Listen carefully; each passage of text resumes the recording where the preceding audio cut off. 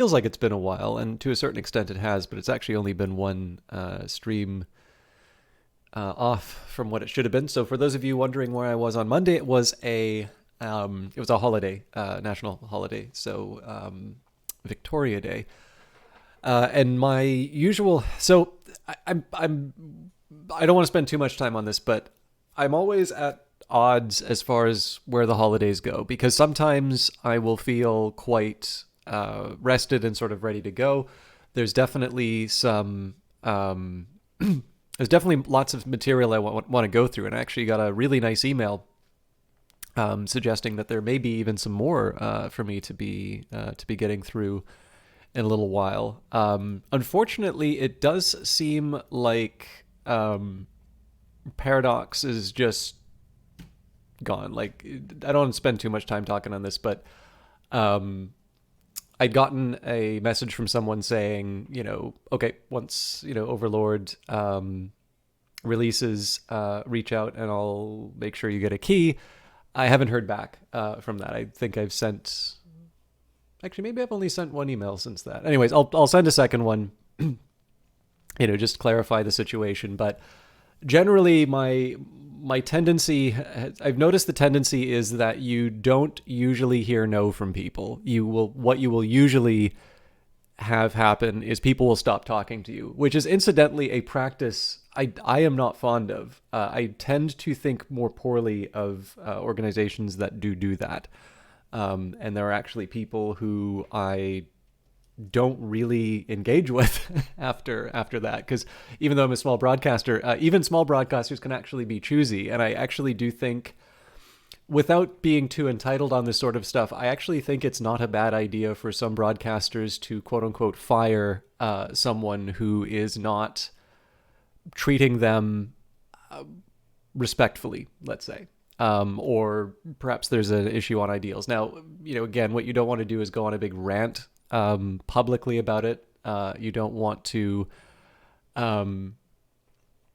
you don't want to come off as, or frankly, it's not even just a question of coming off. You don't want to be, entitled or sort of nasty. Like, the fact of the matter is that it should be an alignment of, it should be sort of, maybe I guess the better thing would be to say a double coincidence of wants. So you provide a type of coverage that a developer is looking for, and ultimately the developer will hopefully be providing you with some kind of support in order to do your thing. But the one thing that I don't care for, and sorry, I'm also one of the reasons why I'm doing a little rant here is, if you notice me pausing every couple of seconds, I've actually had some. I'm a little late in starting because I've had some latency issues. So this is a chance for me to test the health of the stream as well. So I apologize. I know people kind of, particularly on YouTube, like it when I just get on with it. But this is actually something I've been meaning to write in a blog for a while anyway. So. Take that as you will. But yeah, the point that I kind of wanted to make here, right? Like, so the problem is that when you say something like it's good for streamers to, like, quote unquote fire a developer or publisher or whatever, this will inevitably be taken the wrong way. But what I really mean is that over the years I've done this, I've had situations where I've had to fill out basically a 2-page form to apply.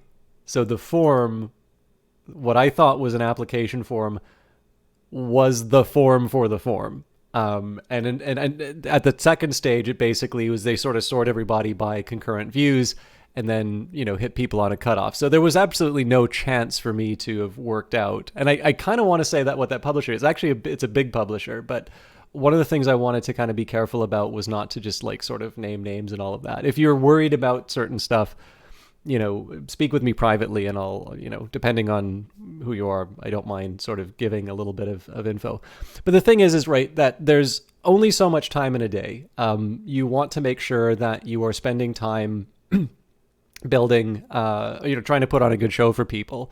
And ideally, you want to minimize the amount of time that you're spending on things that are not sort of crafted to that end.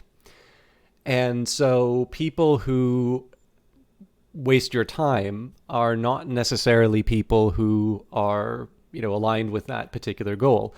Another example would be it's very important, I think, to have sort of a core to yourself. Whether this is sort of what you think your broadcast is about, what your ethics or values are. And if there are companies that don't necessarily align with that, and that's important to you, it is actually kind of important to be able to say, yes, okay, this might be a really big thing for me, but I'm not really comfortable with what's going on here. This is really interesting. I'm noticing some buffering on my end, but I'm not actually seeing any dropped frame notifications. So I think this has been long enough for the test. But in any case, so the biggest thing that I do want to say about this, though, is that one of the reasons why I like saying this at this particular moment, it's twofold, which is number one, I can say with a fairly high degree of certainty, there's almost always something else that's going to come by. That might mean some work on your part, but if you spend some time looking for people who share your values, do things that you think are interesting, particularly if you look in unusual places, you will very often find things that you never would have found if you just kind of paid attention to very high-profile projects. But number two, I mean, if someone as small as me can get some, emails and such, I suspect that that's probably true for a number of people. And so with that in mind, it's also a question of keeping an open mind in terms of the opportunities that do come along your way. And so, I had actually had sort of a disconnection from a very long-standing publisher. And again, very similar circumstances, essentially, kept hearing very encouraging emails right up until the point that, it was a hard cutoff, and then I've never heard from them again. Despite sort of even just saying, respectfully, it's like, okay, so I have the impression that this is over, which is fine, but if I could at least get some verification to, just for my own planning, even that, I didn't get any kind of a response. So, you do what you can. At that point, the writing's on the wall, so there's, nothing that you can do. And I have occasionally talked about this, but maybe not in as full of an explanation as I can. But I'd say within 2 days, that was actually where I got the email for Industries of Titan, which is a game which has been incredibly rewarding. And there is a reason why, that particular publisher doesn't have a dedicated day, but Brace Yourself does. It's why I was really excited to do Old World, and I was delighted at how many of you really enjoyed Old World as well. And of course, it's the reason why today I'm doing Phantom Brigade, because Wednesday is a Brace Yourself day. Brace Yourself was willing to sort of give me a chance and a bit of attention, even though, I don't, I do long rants like this, and I I don't necessarily have a very large concurrent viewership. But I do very much enjoy their games, and I hope that at least for some of you that I've, been able to show you something that maybe you wouldn't have noticed or wouldn't have paid as close attention to as before. But in any case, sorry for that long extended introduction. It was like mini ranty for my own purposes, but it did give me a chance to check the health of the stream. If you do notice any problems with the broadcast, please do bring them up in chat. It's kind of my responsibility to keep this sort of stuff on top. I'm loading Phantom Brigade now. It just seems to be taking a minute to open up. But I don't want to take too long. I mean, it's about 10 minutes, so everybody's kind of had a chance to get it. Oh, you know what? I think I said old. No. I did say I was live with Phantom Brigade. Okay. If I haven't mentioned this before, I am doing the Phantom Brigade experimental branch, so I believe that has had a couple of updates since I last played. Doesn't seem to have had any major breaks yet, so I feel okay about that, and I probably should have gone to the bathroom before I started streaming, but I'll hold it in for 3 hours. We'll get set up. I'm not quite sure. I'm actually not quite sure what the delay is. I apologize. I would have. Oh, there we go. The hallmark of quality. Early Access, welcome to the Brigade. We're excited to have you experience Phantom Brigade and to have your help shaping its development during its early access period. During the course of development, some aspects of the game might feel rough, sparse, or buggy. Every month we'll release a major update with which we will include bug fixes, new features, and quality of life improvements for players. We appreciate your patience and feedback throughout this process as we work to deliver the most important features and fixes. From the main menu, check out our Early Access roadmap to see what's coming next for Phantom Brigade. Reach out to us via the Brace Yourself Games Discord community or read the latest patch notes or the latest changes and known issues. Thank you for joining us on the journey. We look forward to... I missed it. Seizure warning. A very small percentage of people may experience a seizure when exposed to certain visual images, including flashing lights or visual patterns. These seizures may have a variety of symptoms, including lightheadedness, altered vision, eye or face twitching, jerking or shaking of arms or legs, disorientation, confusion, or momentary loss of awareness. Immediately stop playing and consult a doctor if you experience any of these symptoms. If you or any of your relatives have a history of seizures or epilepsy, it is recommended that you consult a doctor before playing. Powered by WWise. And it's worth mentioning, I think probably the best way to... I guess it would be down here in the... nope.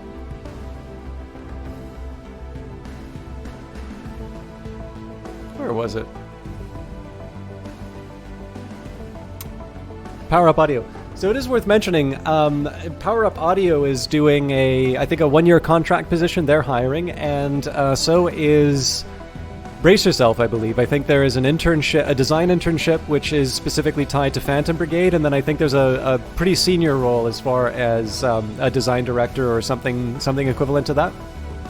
So I do know that there are both game developers and aspiring game developers in the community, so while I will probably not be the point at which Brace Yourself, at which somebody starts the path towards becoming Brace Yourself's newest hire and bringing them to even greater heights, I figured I would at least pass that on. You can check out the Brace Yourself website or the or the Power Up website, if that sounds like a good fit for you, or alternatively, if you just want to know more about it.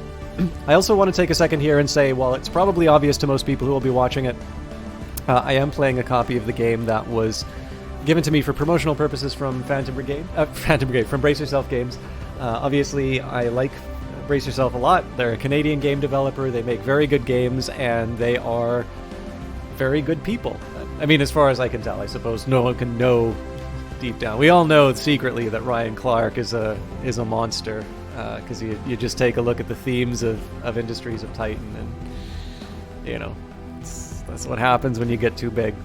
No, but no, it's they are a very active developer in terms of both in terms of their output, but also in terms of their interaction with the community. And so it has been an absolute delight to do this game. And to every once in a while, I'm not that active on Discord, but every time I visit the Discord, there's always just another example of really friendly and engaged people. And I think it's equally meaningful to point out that communities like that don't just kind of fall out of the sky. They do take time to cultivate, and I think it represents a lot of very hard work and careful work on the part of Brace Yourself. So with all that said, I have a lot of reasons. Excuse me, by the way. I just finished dinner. I have a lot of... well, I guess didn't just finish dinner. I've been ranting for so long. But, I have a lot of reasons to be a big fan of Brace Yourself games. But, of course, as far as disclosures are concerned, I was given a key for this to show off the game. And while it's been a while, I still think it's a heck of a game. Hey, Miss Ariella, how you doing? Have you seen me play this? For those of you who do not know, Miss Ariella is an Australian streamer who I had the pleasure of meeting in Vancouver. And she streams herself. She's banned me from Borderlands, but she does play that. And she plays that with Olaf, who is one of her mods. And it's just generally a lot of, in my opinion, a lot of fun to watch. Definitely somebody who I consider a good friend, and somebody who I think, actually, so there's a couple things I like. I like hanging out with her, but I also like whenever she's so I can't know the contents of someone's head at any given time, but I've sometimes gotten the impression that Ari has... Sorry if I'm talking out of turn here, Ariella, but like, I know there have been a couple of times where you haven't exactly felt like, the world's gift to streaming, but you've done something charity-wise. And so I think I kind of know, at least I can appreciate the feeling of like not feeling really up to it in terms of broadcasting, but still doing the work. And so in that case, like, I admire the fact that you actually have done that, because not everyone does. Sometimes people just kind of pack it in. But number two, I actually really like the fact that you've been entertaining and a lot of fun to watch during that. And that, I think, you know, some of the stuff that I've been talking about, you know, it kind of comes back to character, and in that sense, that is one thing that I admire quite a bit about Miss Ariella.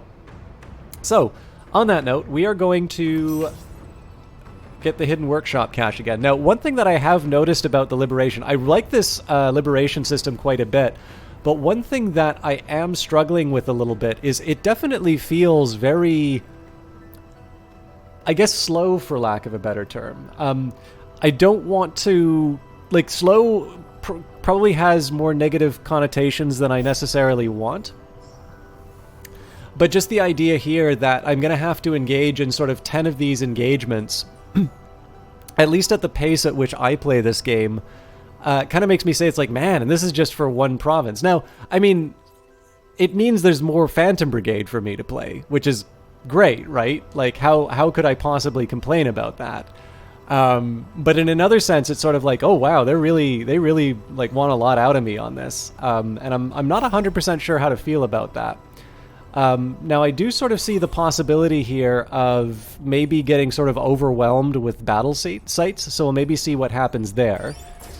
But in any case, I'm gonna do my best. I'm gonna sort of crash into as many encounters as I can. I'm gonna try and be a little speedier in terms of getting through the engagements, because it's also possible that Phantom Brigade wants me to play it faster than I have.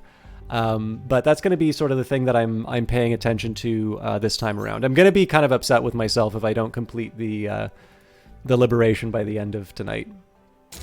Oh, incidentally, for those of you who are here for Old World, I never really did explain the whole holiday thing. I just try to take the holidays. That's the simplest thing that I can say. But for those of you who are wondering where Old World is, that will be Friday. So, let's do it. Break in, ambush a guarded structure, and capture it before reinforcements are called. Press the advantage and overcome the challenge for a high payoff. Show the guards a good fight and capture well-protected locations with our units. We've got your back. The base will approach the combat throughout the battle, so you can retreat if you want to. We're fighting the army, a generic branch of the military that carries all sorts of military-grade equipment. They are not specialized, but cover a lot of basics with their use of mixed squads of tanks and mechs. And they're already here. A number of enemies are ready to engage immediately, so keep your wits about you. So this is where we're dropping in, I believe. This is the object we need to capture, and it looks like there's 4. So I'm going to guess it's the old 2 mechs, 2 tanks setup. Probably the best thing for me to do is try and get the Sleipnir to run out and around the side like this, and have the rest of the force run up if I want to try and capture the objective. Now, Ariella, what are the chances of getting you to play this game on stream? Because I know strategy is not your thing, but I think this is flashy enough and it's simple enough to, like, be worth it.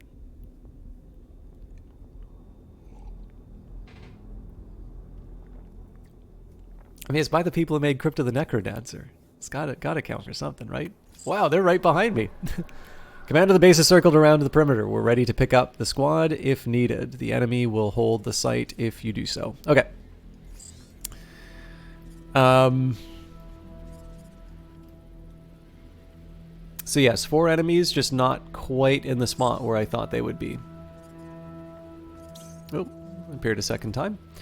Okay, so there's an autocannon basically in a pretty scary position for starters, so this is a great excuse for the Sleipnir to sort of run out and around. We've got, oh, Jesus, okay, a Juggernaut with a shotgun, so that's going to be miserable as well, and they are also targeting the Sleipnir. So this is actually going to be, the best option for the Sleipnir here is to just sort of run up through the middle and then kind of go around the edge. Now, this unit doesn't have a shield. It's got a sidearm as well. This unit's also carrying a shotgun. Now, I don't need to worry too much about it because it's pretty far away. And then this tank has an autocannon, so I don't have that much to fear from it. So, first thing I'm going to do is actually move this shotgunner around the side. And this is basically just going to be to try and counter the enemy. And I'm basically doing this here so that I have the option for moving next round. Let's maybe make that so obviously there's going to be a little inefficiency there, but it gives me a chance to sort of have maximum attack in the most effective area. Now, this unit's got a jet, so in this case I prefer... So the reason why I'm preferring this option is if I hop up like this,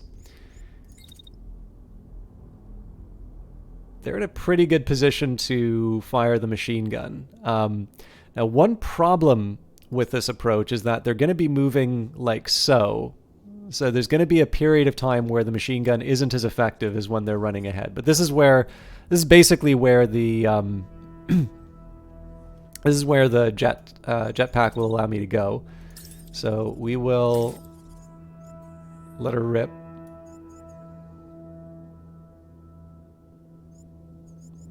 I guess I can... Okay.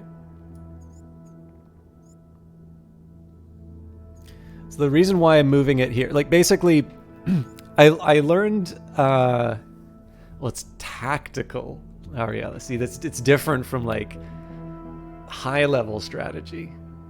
There's so many different strategy games. There's Civilization, you know, there's Old World, Command and Conquer, or Command and Conquer doesn't exist. Tooth and Tail.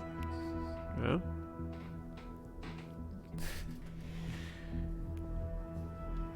I think what we got to do is we got to band your community, get together to buy you this game.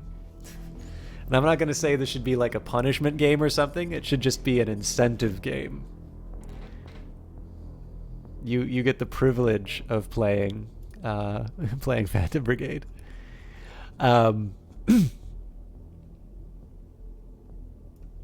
So fair enough. I actually honestly just want to see you react to the biggest thing that I would love to see in an Ariella Phantom Brigade stream personally is you reacting to just pulling off an amazing play. That would be personally the most rewarding thing. But like the other thing that I say, as much as I kind of love pushing stuff that I like on stream, I also do recognize, like, obviously everybody does have their own tastes as far as games are concerned, and that's a good thing, right? That's what allows me to have lots of interesting games, particularly independents. Actually, for those of you who don't know, Miss Ariella's stream,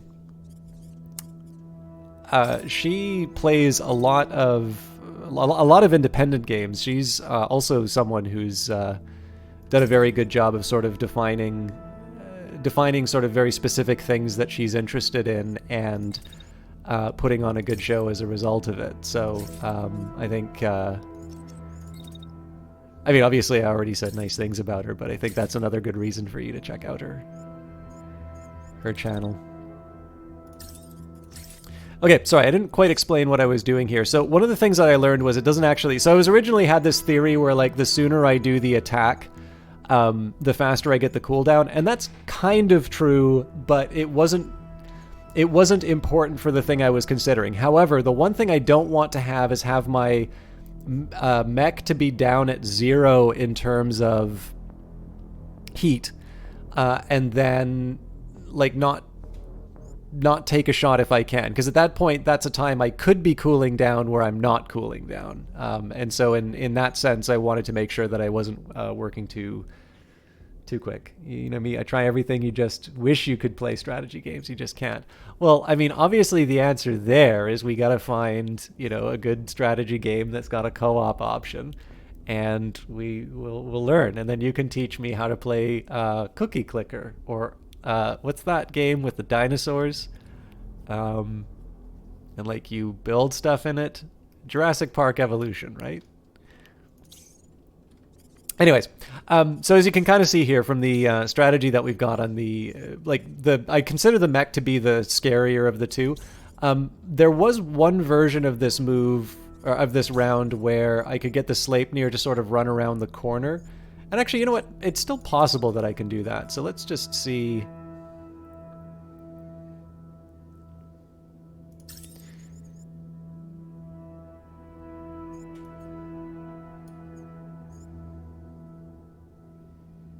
Okay, yeah, that does actually turn out. So I'm taking on a more inefficient attack on the tank, but obviously I'm stopping it from hitting me.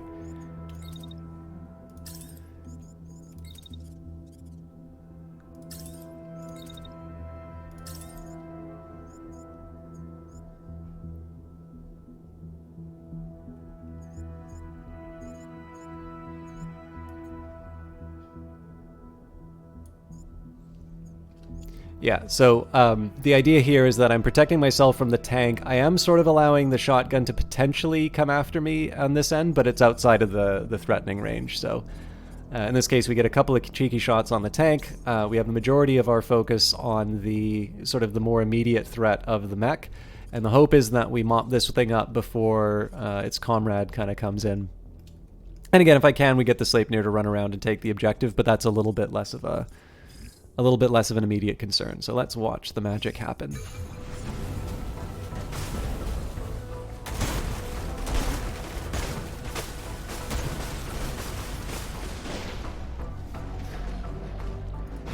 That guy definitely took a lot of damage. Okay, well, we're definitely going to take out its right-hand side. Now, the great bit of news here, it's not gonna do anything. It's just gonna move this turn, so we're a little bit free. This unit's got an autocannon, but it's not really gonna do that much damage. So one thing I might want to do is just try and rearrange my units a little bit so that they're sort of directing their attention to more immediate threats. This unit's already ejecting, so that's good news. And who is this unit attacking? Okay, so it's coming after the shotgunner.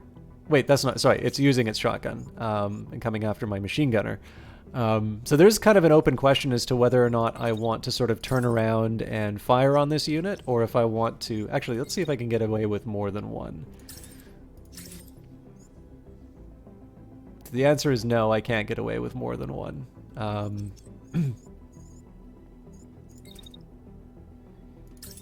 If I stay put...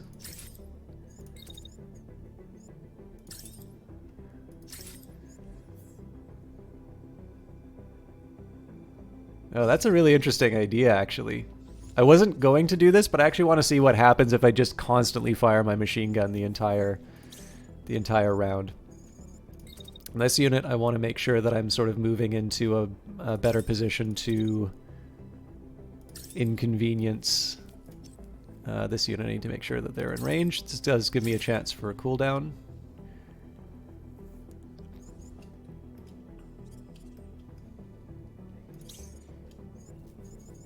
There's not really a whole lot to do here. Maybe I don't even want to move, to be honest. Just stay put and rain shotguns. Okay, so what I'll do here is I'll wait out the turn and then we'll sort of saunter over. And then what I'll do with my Sleipnir...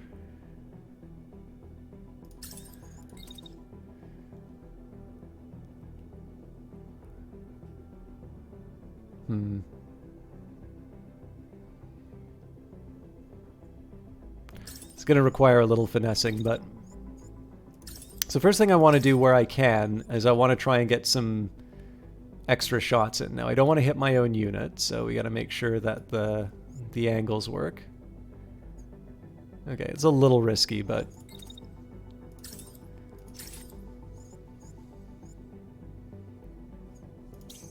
Okay, and I feel like here I can do a little bit better as far as positioning.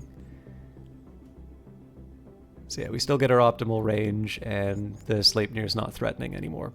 So you can sort of see how the plan goes, right? We're taking the time, cleaning up the enemy mech.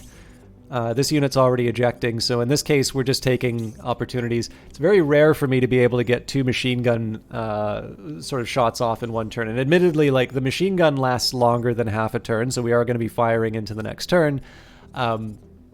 But in this case here, I'm able to deliver some fairly serious damage to a tank that's really not that threatening right now, but will become threatening.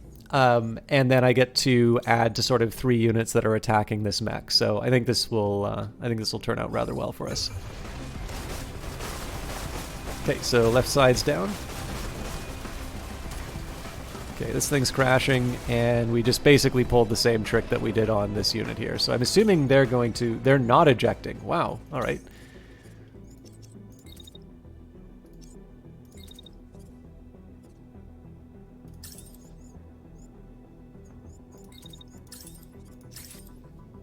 So normally I like to try and avoid damage, but in this case here, it's pretty clear that I can just go toe-to-toe, and we'll follow up, I guess, as best as we can. This will almost certainly cook me, so we'll just move forward. The remaining question is, what do we do with this guy in the middle? Because he's going to want revenge. So the obvious thing to do with this unit is to put up the shield. And in fact, I'm going to put up my shield in a slightly odd way. This is basically just to try and absorb more of the attacks. So I do want to finish my shots. And then what I want to do here is everybody else should be focusing on whatever target they can, they can be more effective at. So I'm pretty sure I need a cooldown. Yeah, I need a cooldown for this unit, so we're ready to fire. I was originally going to try and get the Sleipnir to work on the tank. Well, we may still have an opportunity. But I definitely want to keep moving, so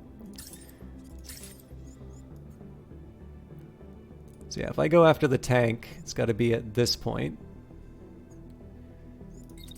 So then I just wait for the opportunity, weed him in the back with this sidearm. Okay, I think that's as good as I'm going to get this turn. Unless I want to move this unit elsewhere.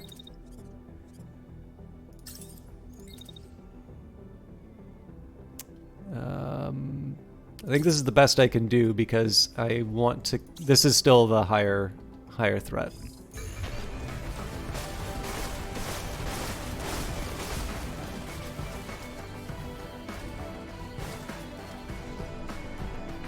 So I was paying a little more attention to what was going on over there. This unit's obviously toast. This guy's ejecting, so we won.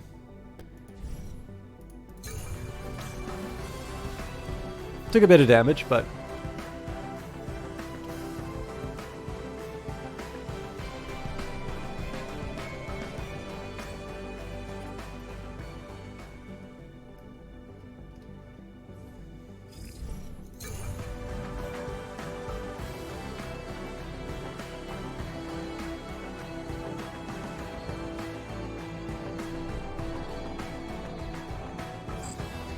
Great work, Commander. Salvage crews are on their way to discover the contents of this cache.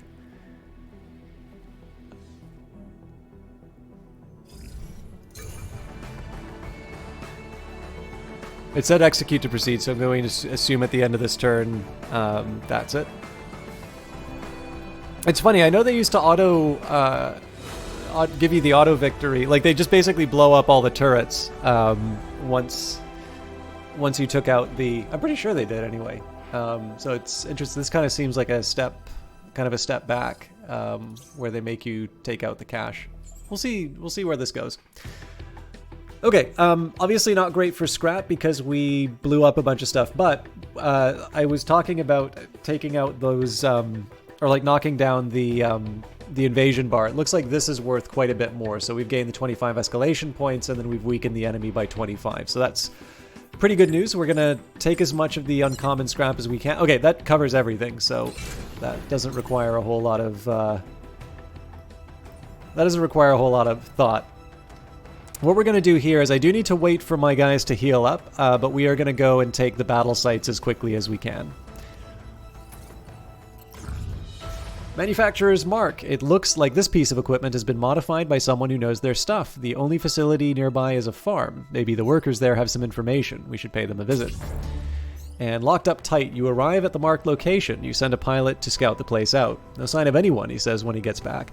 The building is just up ahead, but it's locked. Looks like it was wired up with some kind of alarm. How do you want to deal with it? So you can use force. It will take some time, but it'll stop the alarm. 4 hours. Use tools. It'll be quick and risk-free, but you'll lose supplies. We don't have enough supplies, so we need to use the. We can't use the tools, or we can leave. So we will give up 4 hours. That's kind of important. This is definitely like the time is really starting to cost us here, because as you can see, there's a war going on. But this does allow me to heal up all my mechs, so that's overall good news. I'm assuming the farm was in the same area here, but what I'm going to do in this case is we'll visit the battle sites. We need to clear those out, and then we're going to take this out when we can. Oh, okay, I'm going to pause here. Oh, wow, they're really making me search. All right, cool. Gives me something to think about.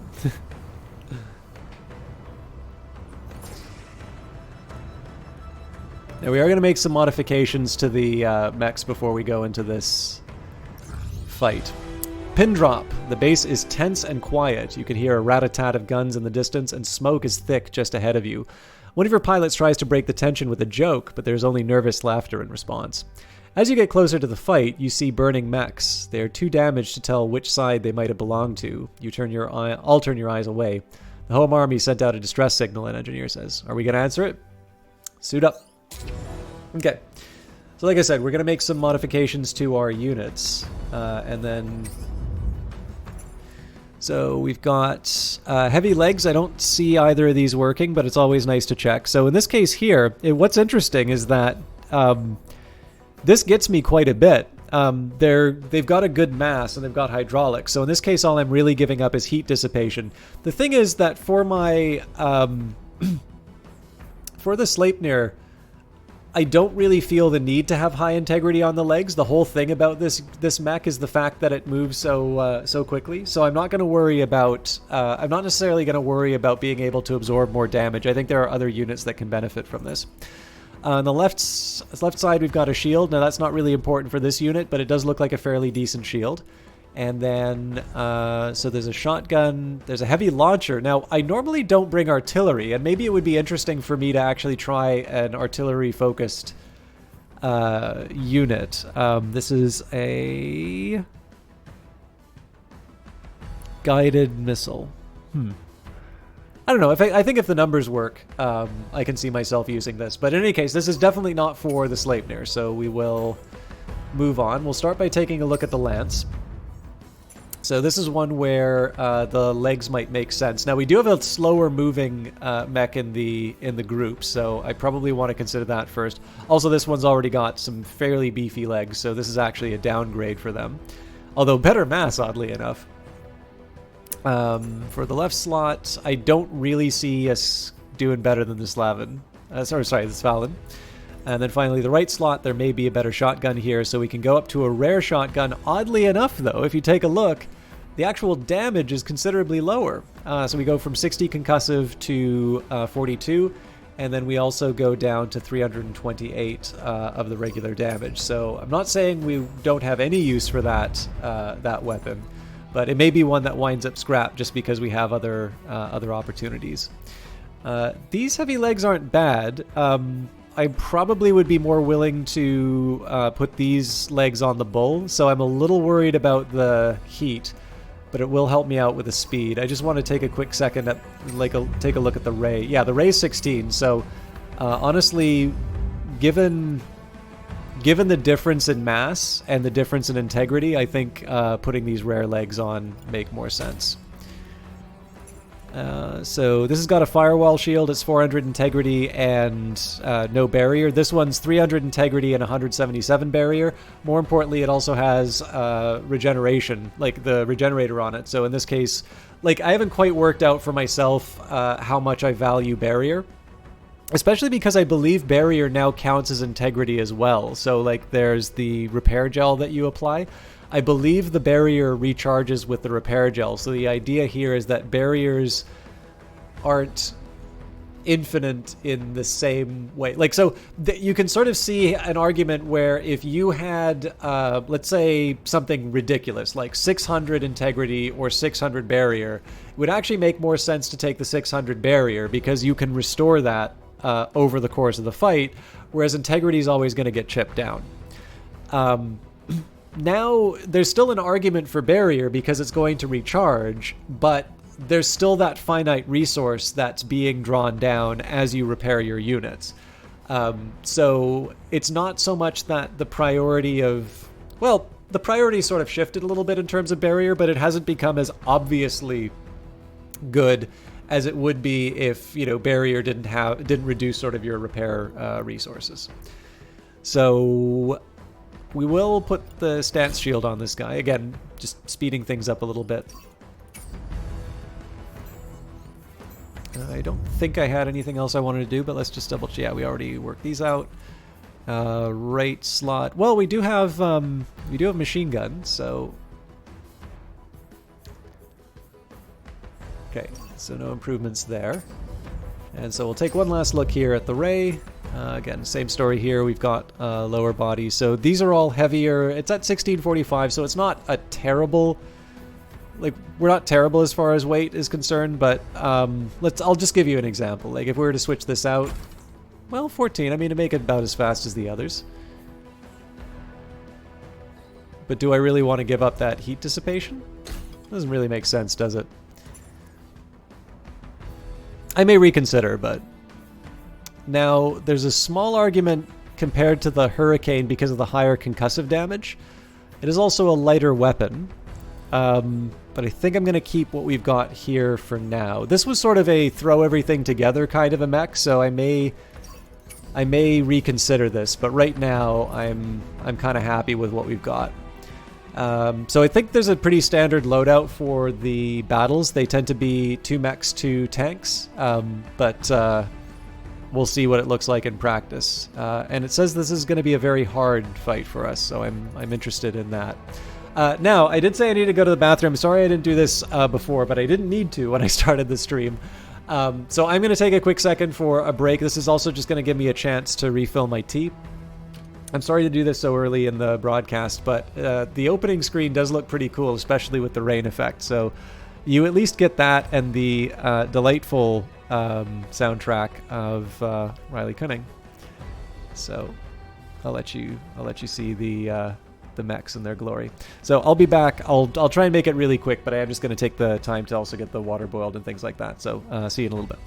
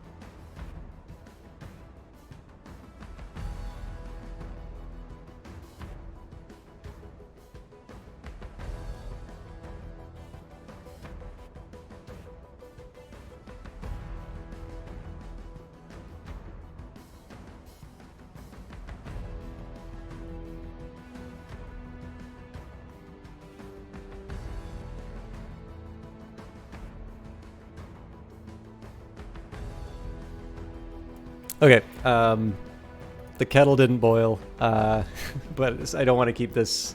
I don't want to keep this too late, so I'll start the battle, and then I may just take a. We'll declare a small truce, and then carry on with the fight. So, God, I really like the rain effects. I think they were added 2 or 3 patches ago, updates ago. I also believe these do affect heat dissipation now as well.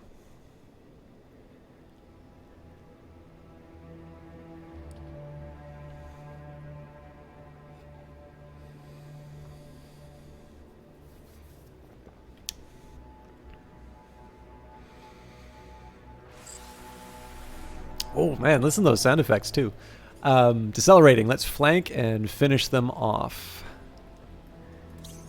All right, and definitely one of my favorite songs are coming up. Okay, so we've got an assault rifle. Okay, a pair of assault rifles, one with a shield. Both with shields. Melee Mage, how you doing? Folks, for those of you who do not know him, Melee Mage is also a wonderful person I met back in Vancouver. I don't know what you're up to right now. I know you've been doing some art streams. Not exclusively art, though. You were playing something... I think you were actually playing something today, weren't you? I've actually been trying to cut back on the time that I'm not... that I'm on anything other than reading resources right now. But I'm pretty sure when I went live, I saw you... streaming a game. In any case, Monster Hunter, that's right. I wanted to say a Capcom thing, but I actually don't know if Monster Hunter is a Capcom game. I think it is. In any case, Melee Mage is a really wonderful person. Somebody who's actually much more tolerant to my nonsense than he probably should be, because I met him at EXP, which is a bar that Brian on the Rocks, which some of you will know I occasionally host, or from me occasionally hosting. One of the things that was really great about what Brian did with that place was sort of the community that he built inside of it. And so while that bar does not really exist anymore, and he has since moved on to have what seems to be a very successful career at Rockstar, not Rockstar, Jesus Christ, Respawn is not a Rockstar. There are quite a few community ties that were built there, and I'm definitely very pleased. Kind of have kept in touch. So I believe actually I met Miss Ariella at EXP the first time, although I'd known her online before. But I believe in the case of Melee Mage, he is somebody who I actually met in the real world before. Sort of getting to know him better online. Either way, though, an absolutely wonderful person. Somebody I definitely recommend checking out. And he's definitely one of the people who's sort of higher up on the list of people who like play a game and like I wind up playing it after seeing him play it. So that's another nice little feature of his broadcast. My kettle is boiling, so I did say I was going to pause mid-battle, but no, I'm actually going to pause pre-battle. Mostly also because I need a second to think about how I'm handling that tank. So I'll be back in just a minute.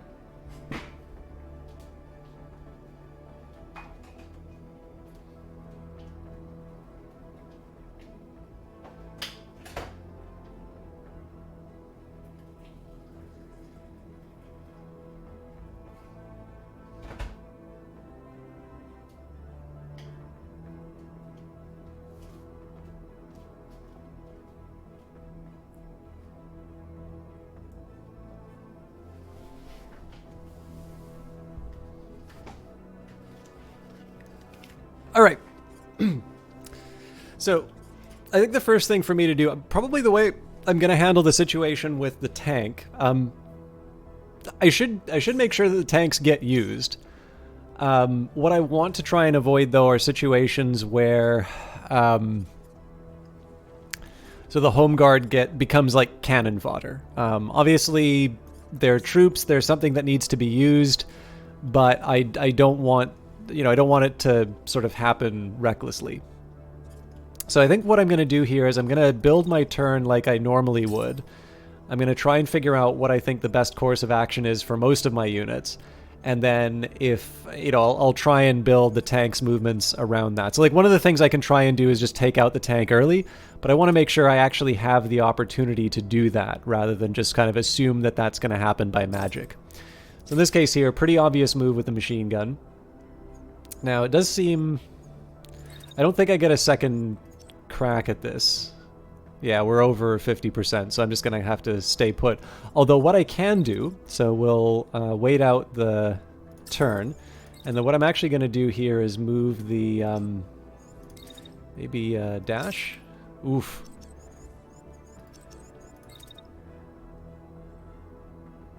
Walking makes a heck of a lot more sense.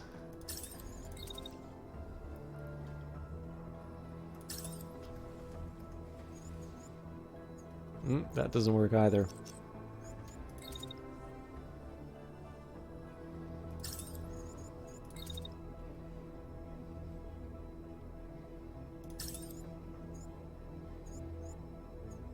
I'd love to clobber the guy, except that they're...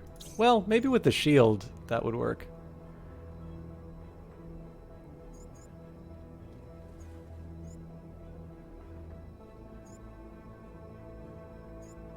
Might be worth a shot now that I think of it.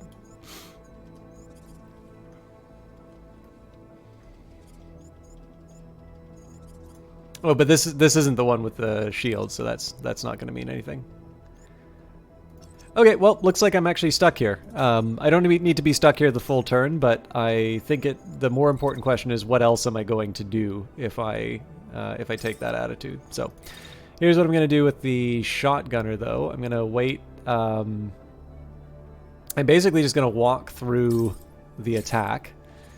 So put the shield up, absorb the attack. Just for reference, the attack is going to do maximum damage of 238. This is the one with the Svalin shield, so it's got considerably more in terms of defensive capabilities, although I do need to move a unit out of the way if I'm going to make that happen. Now, I'm going to start by moving my Sleipnir here. I may not actually settle on this particular move, but we'll see where this takes us. I actually want to see if I can make something happen with the machine gunner, and probably not, because they're going to run behind a hill. Okay. So that's inconvenient for me. But I still think there's a way for me to make this...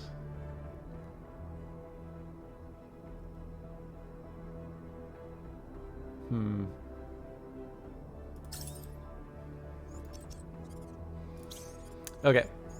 We just gotta cancel. Tanks are over for now. Maybe just a dash solves this problem. Cool. And this thing is firing with an autocannon, so I don't actually need to worry about the attack.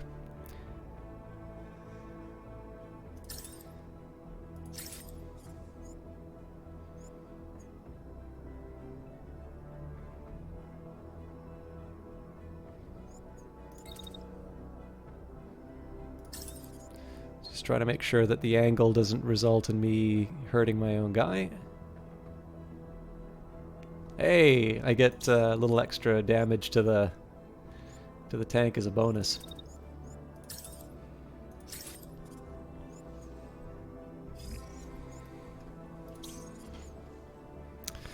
Okay, like I said, I'm gonna build the turn around the tanks, but.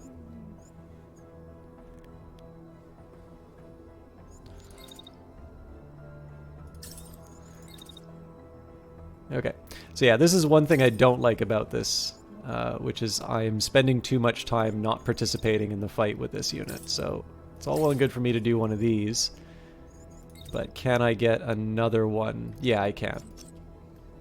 So it's going to get a little crowded in here, but I still think we can make the...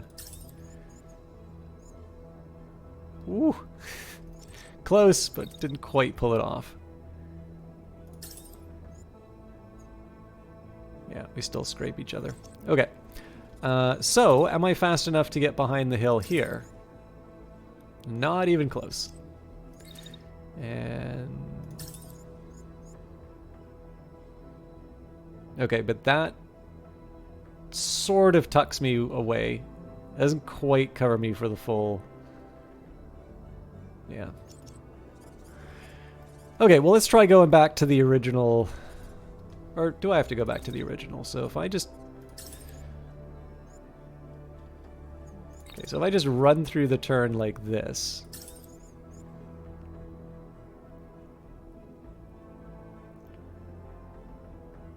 Okay, so I wind up laughing at the enemy unit. So this is already a good start.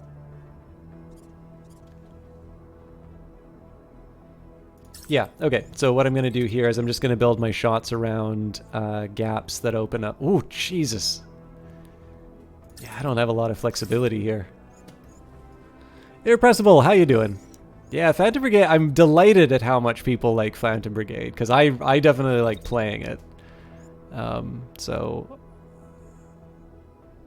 I don't have that, like, it's not like there's some imperative for me to, like,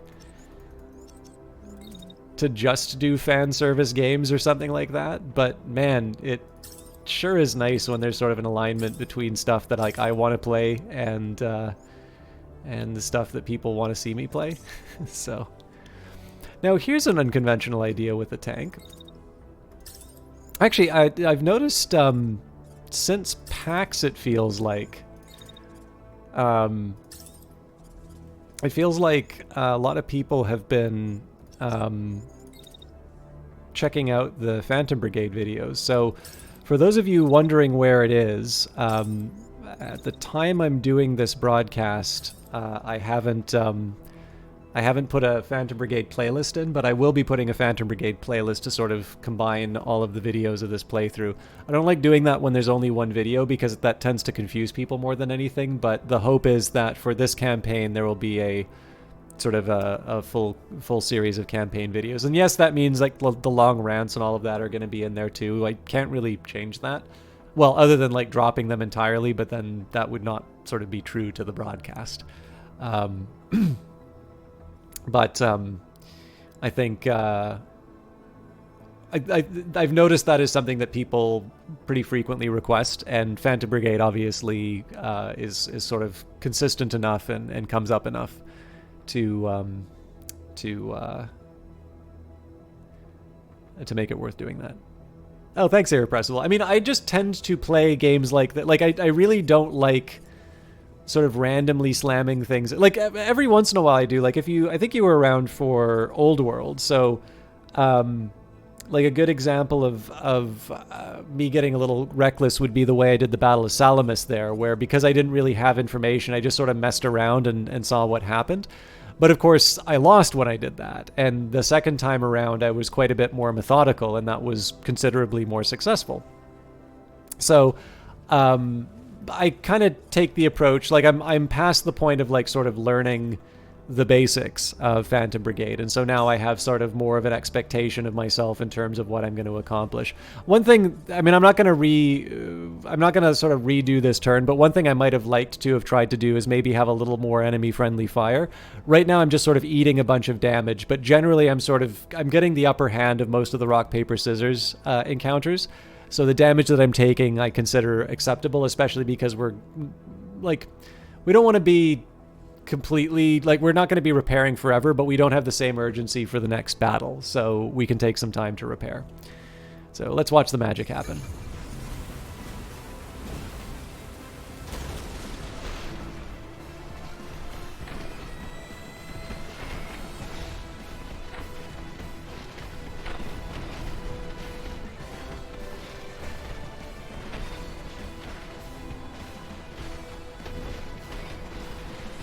It's like the end of Reservoir Dogs.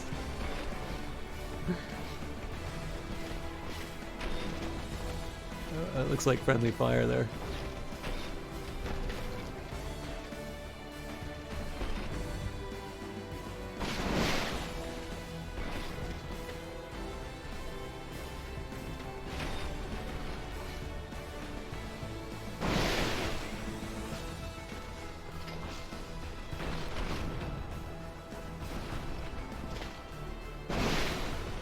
That's a thing of beauty.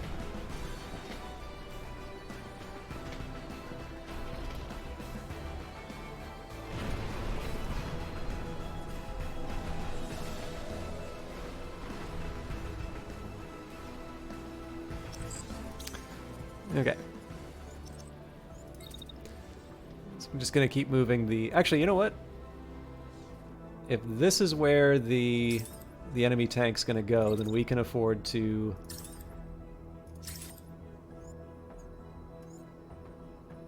I think we can afford to move our little guy up. I don't like that.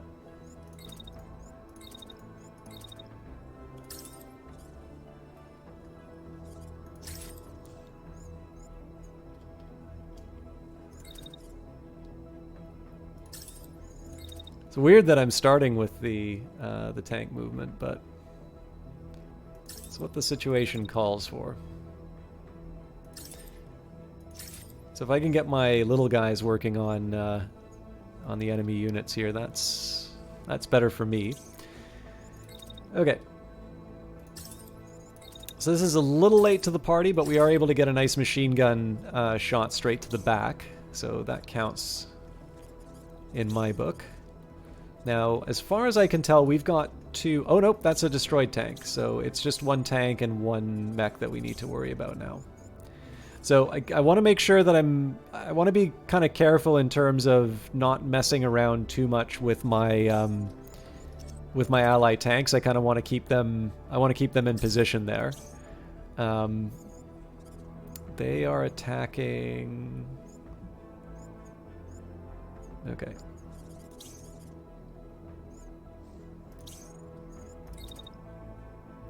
So I definitely see some value in getting some early hits on this tank. I think I could probably get away with a third attack. Maybe we'll throw that on the enemy mech here. Obviously got 2 units already dedicated to the tank, and the mech... Oh, mech is actually going for my tank. So yeah, if I can do something to put the hurt on the enemy mech, I should take the opportunity. Okay. Numbers here are going to be a little hard to work with, but I think we can pull it off.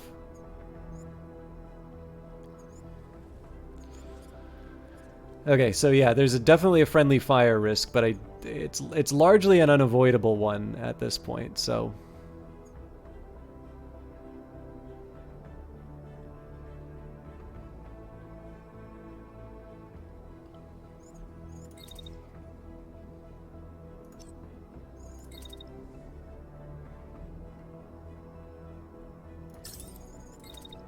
Gonna move back a little bit.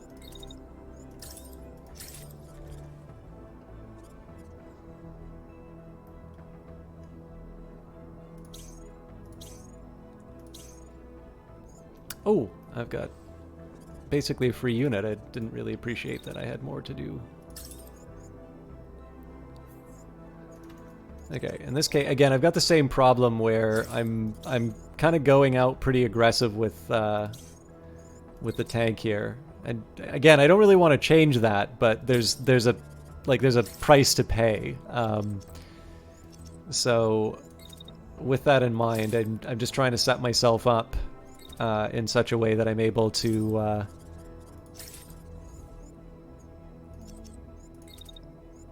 do as much as I can in the turn. Honestly, I would have preferred to see better numbers. I wonder if that can change if I go a little further away from the bed. Okay. I don't think I'm going to mess around with this too much. I'll maybe just verify that nobody's bonking each other on the head. Yeah, so I think the people who are being attacked, either they've got a lot of cover in the sense of other units attacking the units that are attacking them, or a unit that's sort of able to be attacked is being attacked. So we'll get a proper view of the battlefield.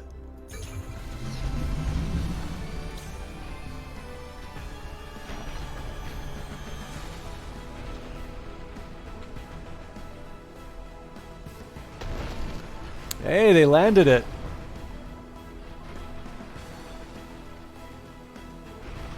I was thinking that shot might go into the back of one of my units.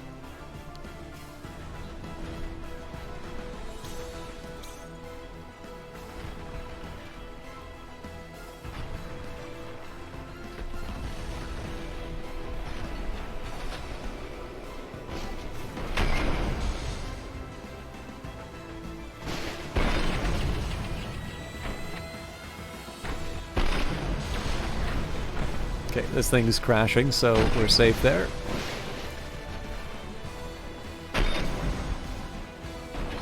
We're really not doing that much damage to them.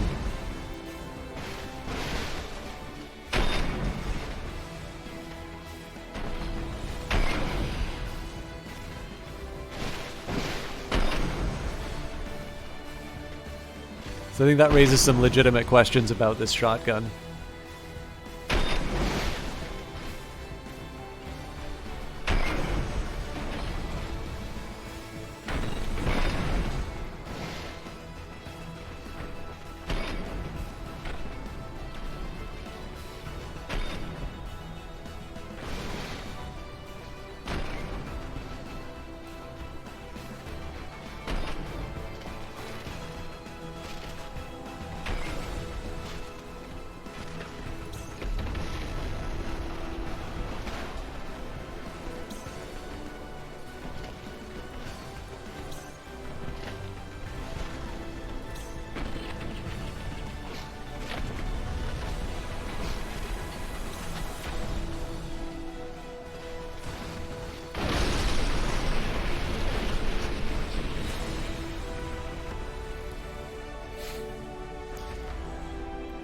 It's not exactly like that round, but I think some of you will remember there was an update. I think they just added a new map, and like the map had this really obvious like choke point where all the enemy units would move, and I think it was one of the first times I'd used like I think it was like a beam weapon. Actually, maybe it was the patch where they added beam weapons. Anyways, I definitely remember there was one where basically an entire army like went through it, and I think we took out like half of it in one move. So it wasn't exactly like that, but obviously next time I'm on this map, we are paying a lot of attention to this area. And overall, I don't think we took that much damage. Okay. All hostiles eliminated, site under control. 40 escalation gained, 5 enemy weakened, 2 reputation gained. As usual, we're going to start with the... Okay, I can't take them all.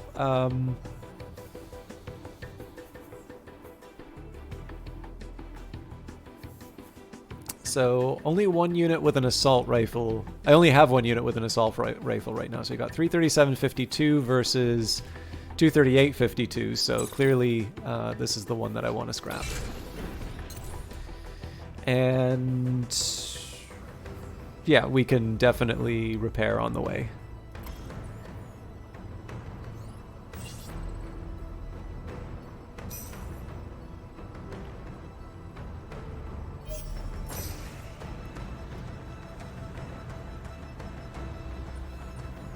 It's going to be a while before we can take out the forward base, it looks like.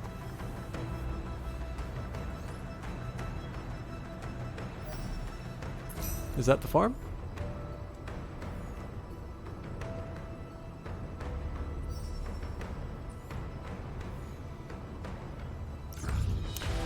Take them out. You've followed a distress signal put out by the home army to squash some forces at the enemy forces at this battle site. One of your pilots is Jumpy. They mean business, Commander. They really want to win this war. Another shrugs. I reckon we can take them. What do you think, boss? Suit up. We are going to investigate the loadouts. So I don't mean for the Sleipnir to wind up as the star so much in terms of all of the upgrades and such, but it's just, you know, it's the opportunity I have, right? So there is a temptation here to put the slightly better legs on. It does come at the cost of mobility. What I think I will do here, we'll see if there's other units that can benefit from it. This is also a tempting one. So we've got heavy plating on a light arm, which is a weird combo. I can throw this better arm on. Now I could switch it out for an excellent reactor. Oh man, look at the speed on that now. And then I guess we've potentially got a better rifle. We do. All right.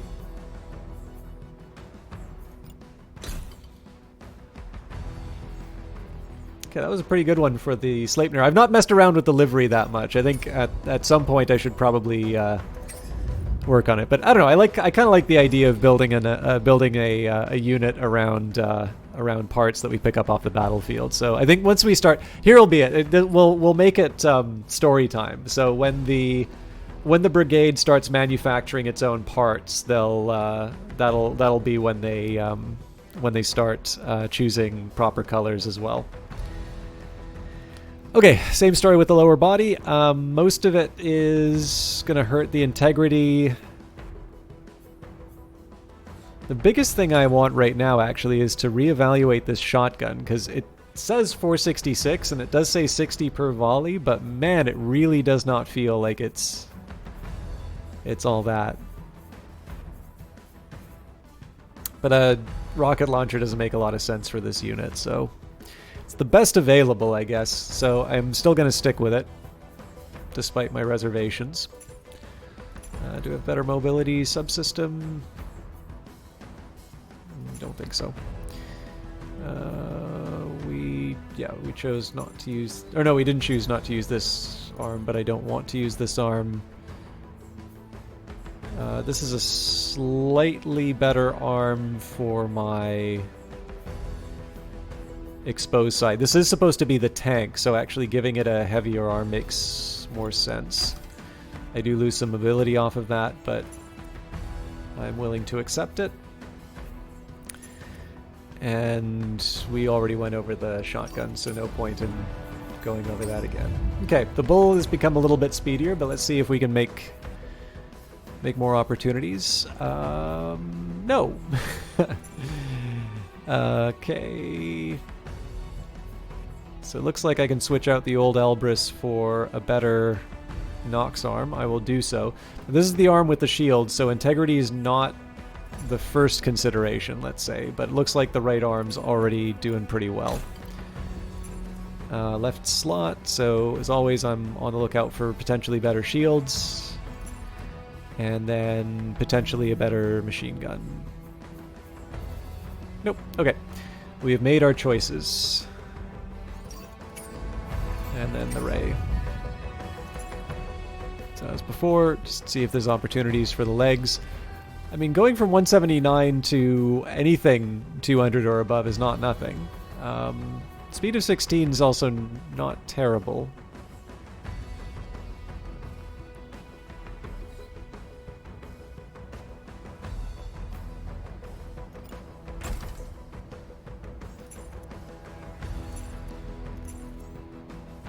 Don't see how this Elbrus... Yeah, that Elbrus arm doesn't do anything. This is definitely the unit that got all the spare parts. So if there's a number that looks bigger, I might take it. Other than that, I am also going to take a second here with my inventory, because we've definitely made some specific decisions with some of our... In fact, everything here. I'll maybe keep the...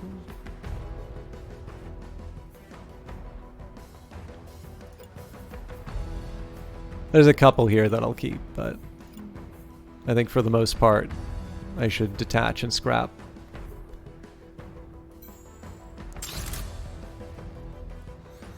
Okay, so there's going to be one last pass I do on my units here, and this is more going to be focused on subsystems. So I've got an improved reactor already. Currently using a basic reactor. This doesn't really need extra power right now. Let's maybe... So I'm not opposed to sticking it in that unit, but let's maybe see if we have other opportunities. An active heat sink's a great example of something that we can do better with. So, oh man, we can't actually. All right, so that's definitely something that's going to speed it up.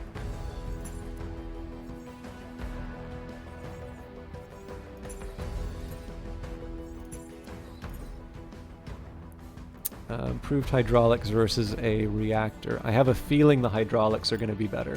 Yeah. And there's so much to check in terms of... Like, I definitely need to get an idea in terms of what's going on with the thrusters, but today is not that day. Okay, God, I've got so many active heat sinks. Active heat sinks are fine except for the power draw, and usually it's the power draw that I kind of need. I need better performance on. Okay. So, to my surprise, we keep giving the we keep giving my fastest mech more speed.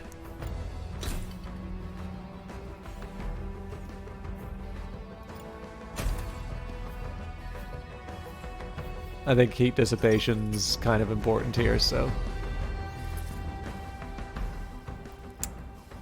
And I'm going to assume it's the same to 2 and 2.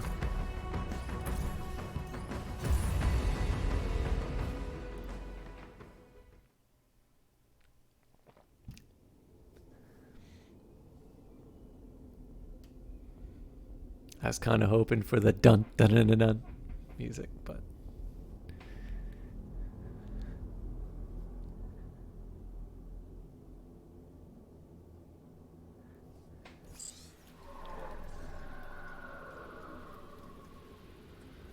CR2 on the field. What's taking so long? Surround them and finish them off. Okay, so we've got an assault rifle, autocannon, assault rifle. So tanks I can sort of afford to ignore for a little while. These are fairly light mechs all told.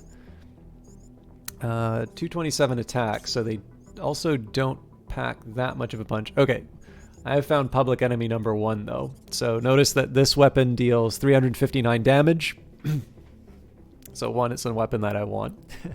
It's a burst, so actually, I think I kind of prefer it to the Aspra, but the problem is that the numbers on the, like, even though I quote unquote don't like it, or sorry, Astra, not Aspra. The Astra tends to have better numbers when I pick them up.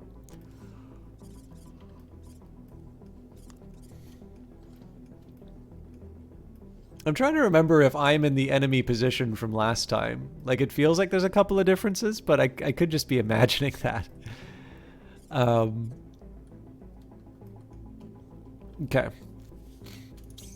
But yeah, one way or the other, the fact that this thing is able to do 2 attacks this turn, and it does so with about a 100 point difference in terms of the damage that it does, I definitely want to make sure that this thing is taken out pretty quickly. So first thing is, who are they targeting? They're targeting the Sleipnir, of course they are. So I need to put them... I'm going to do like kind of an aggressive defense. Where I can, at least.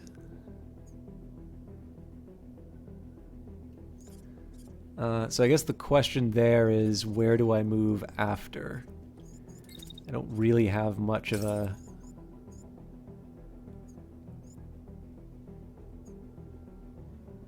Yeah, I think I gotta learn to live with that, to be honest.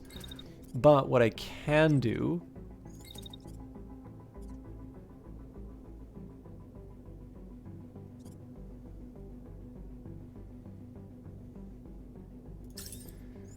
So maybe I move up like this.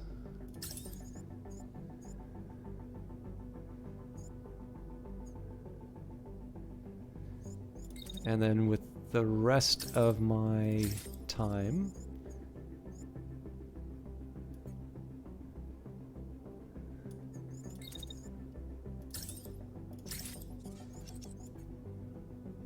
I was hopeful that was going to work, but... Okay, so I'm acting a little more defensively than I would have liked with this unit, but it's what I've got. Now, I'm obviously not crazy about the idea of shooting my own unit here, so we're going to change the attack.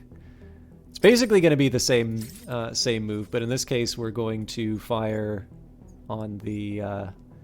Oh, actually, I'm going to adjust this 2 ways. So obviously we're being attacked over here, so I'm going to put myself in a slightly safer position. If I can.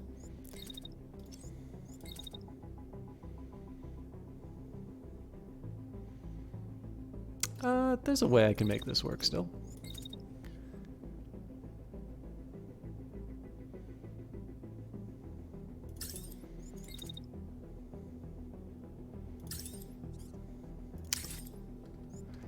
So yeah, that doesn't work for me, but oh. Yeah, then I wind up hitting my own unit again. Okay. So maybe what I do is...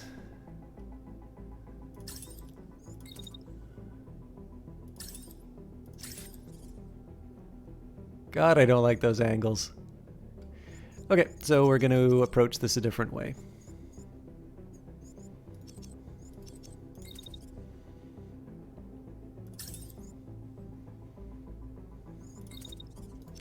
Actually, I'm curious if I can just get away with... Yeah, I can't quite go that far.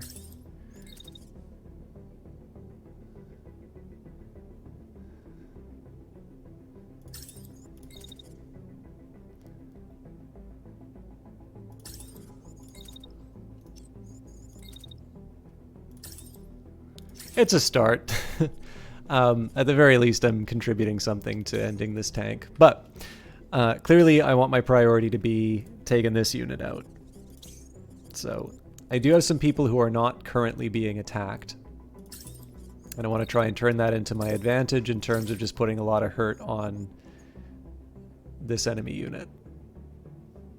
And part of this is just going to be a question of who can I get in position to inflict the maximum amount of damage when they're in an opportune spot. So this shotgunner, it's important to remember, can actually move faster than is maybe obvious. But unfortunately, they also don't seem to do as much damage as you might think.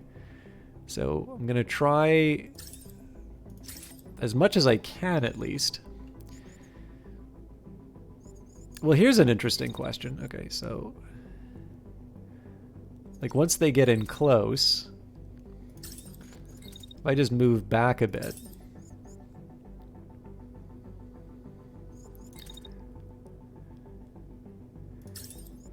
and then chase after them. You should be ashamed of yourself! Okay.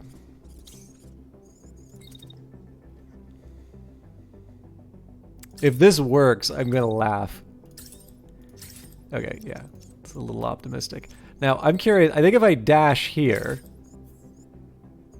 yeah, they collide, so I don't think that's quite workable.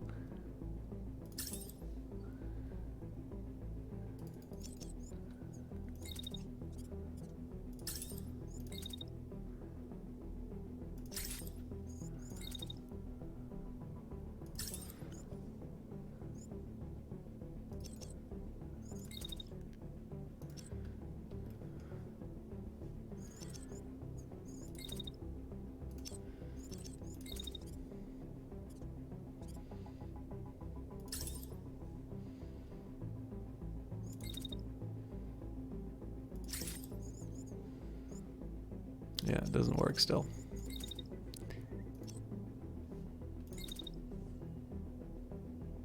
So what if I just kind of ape the same movement? And I just went in for the long haul. So I don't think it's as effective as the other one. Oh, right. No, no, no, hang on, because they're still attacking the Sleipnir. This might work, actually. So let's just make sure nobody's colliding with anyone. Okay.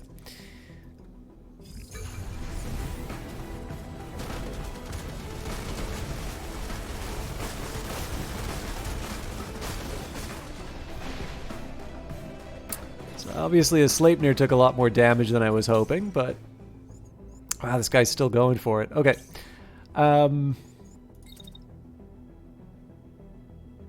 Shotgunner's got some work to do. First things first. Throw up the shield and we barrel into the tank. And then honestly, I think at this point it's just as easy for me to shotgun the enemy mech. This unit's going to be attacking. I mean, it makes sense that they'd be attacking the machine gunners. So I can walk or I can jump. And what's the point of having jetpacks if you don't use them? Oh, it's so tempting to just go crashing into this enemy unit here. More for the disrespect more than anything. Actually, let's see if we can make that happen. So we run the Sleipnir out.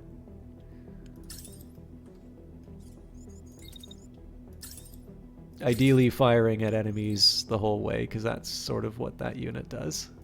I think here it's basically the same defensive strategy I had, yeah, so that's not going to work. Honestly, though, I don't mind spending the extra time taking out a tank that's going to be bullying one of my units.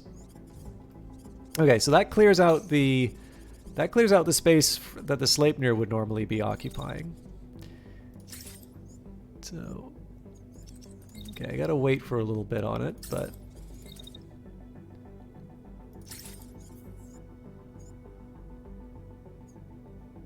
yeah, it works. So clearly the autocannon here needs a different path, but I can see that working. We just sort of move like this.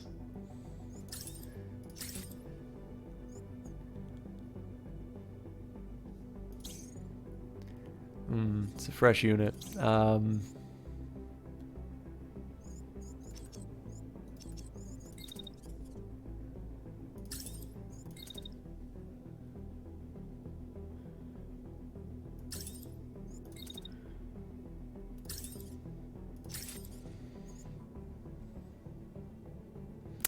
And they go behind cover.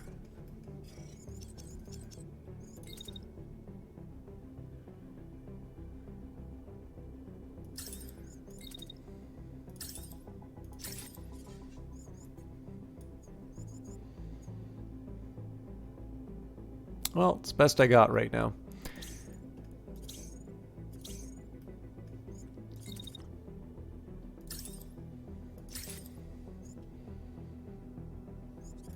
Okay, so working as intended, and then same story here with Polaris. This one's a little easier for me to work with. I just sort of move them off to the side. And we're basically going to do the exact same thing we did to this unit. Just have a pair of machine gunners sort of stand and take them out in a crossfire. So we'll watch the magic.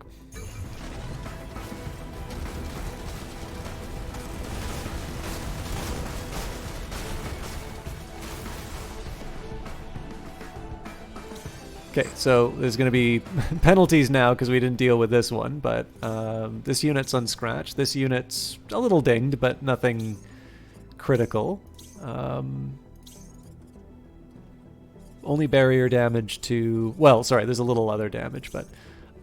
yeah, it's actually my Sleipnir that's worse off, and that was from earlier in the turn. So the smartest thing I can do with my Sleipnir, honestly, is just turn and make sure I'm firing by the time that this enemy tank is firing. So I'm already out of sight of its optimal range, and in this case here, I'm hitting it in an optimal spot while facing it, while it's taking a bad shot against me. So I'm perfectly happy to just sort of stay put.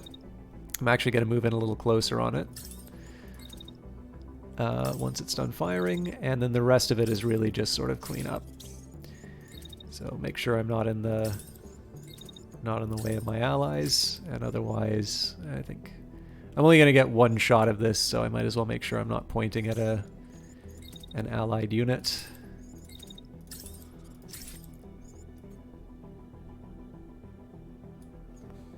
Yeah, it's as close. I think it's as close as I'm gonna get. Oh, hang on, this thing isn't done yet.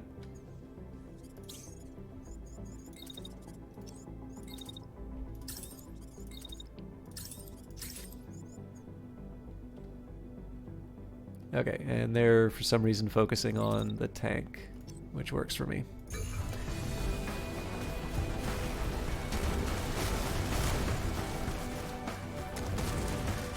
Okay, that was a little ridiculous. And this unit's ready to eject, so we'll make sure our allies aren't attacking it, but otherwise we call it. So I don't expect that much in terms of scrap, but at the very least it'll just mean more in terms of what we can take home.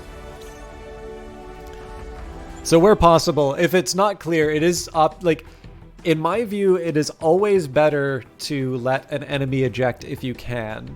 For the simple reason here, right? So we've got this Nox lower. If we want to scrap it, like, so even if it's gray, even if it's something I know I'm never going to use, it's 10 to scrap this, as opposed to a Nox arm. In this case, it's 5. So you get twice as many parts when it's intact. And this adds up. So this is worth 10 supplies. This is worth 15, 35, right? So the fact that this upper body and this SMG, the fact that these are intact, in this particular case, I'm up, I'm 70 as opposed to 15. This stuff definitely can add up.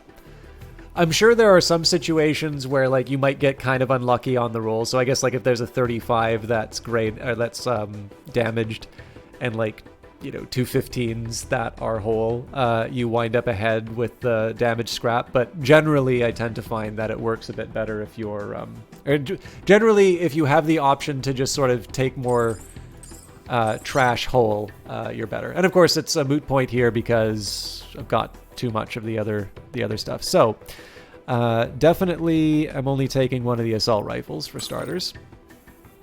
And the next question is, can I afford, like, is it worth it for me to try? No, not really. I think I'll just take the uncommons. Okay, I think curiosity is going to get the better of me. I'm going to check this out first. Oh, that's a village. Okay. In that case, we're actually going to rush to the battle site. Still have a little bit of a repair to do, but I want to try and get the most out of the cruise first. We know we're not going to be able to make it the whole way, so now's the time for me to get the repairs in.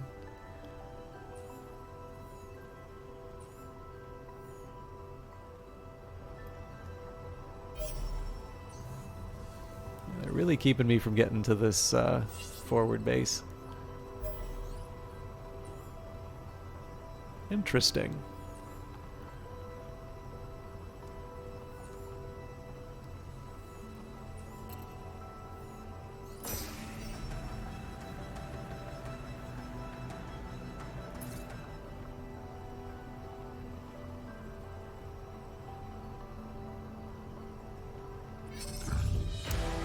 Take them out. You followed the distress signal put out by the home army to squash some enemy forces at this battle site. One of your pilots is jumpy. They mean business, Commander. They really want to win this war. Another shrugs. I reckon we can take them. What do you think, boss? Suit up. So usual story as before. We're going to take a minute here just to evaluate the new goodies. So we've got slightly better legs, but at the cost of more actually, so this is a similar dilemma to what we had before. I believe we had a better assault rifle. So optimal intervals down. I don't actually think it's worse to have more shots. 359. I also give up some distance. So oddly enough, this burst, like there's a couple things about this burst that don't make it as attractive. I'm going to give it a shot though. Let's take a look at the handgun as well. Okay, handgun doesn't do as much damage, so we'll not work with that. How about a right arm? Slightly, I mean, it's a decent trade-off as far as mass and heat dissipation is concerned, but I think I'm good here. Last thing I noticed was that heat capacity might be something that I prefer. So is there a way I can push a little bit more there? I can give up some power. We've broken 20, so yeah, let's try a charge core. See if we can maybe get a few more shots out of that. Okay, we'll do the same routine with the other units. So we're currently sitting at 314. We can get slightly better heat dissipation, but again, this is the shotgunner, so that's not as important. We're always going to have a shield on this one. Yeah, not much for me to work with here, to be honest. I didn't check the arm though.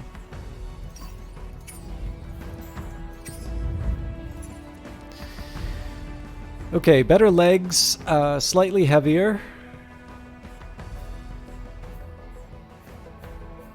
Good heat dissipation, but I don't think that's the most important thing right now. Yeah, that doesn't work.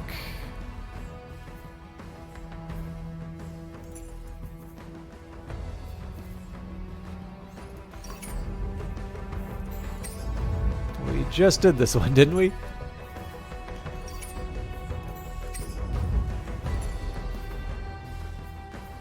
Okay, slightly worse heat dissipation, but considerably better integrity, so I think we'll switch out these legs.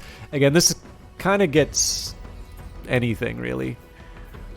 Right arm. Yep, that's a pure improvement. Oh, because it's giving up the Elbrus. Better sidearm.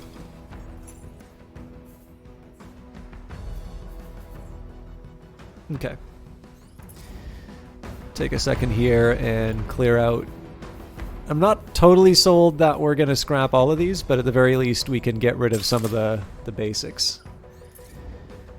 And again, I'm going to guess that it's mech and tank.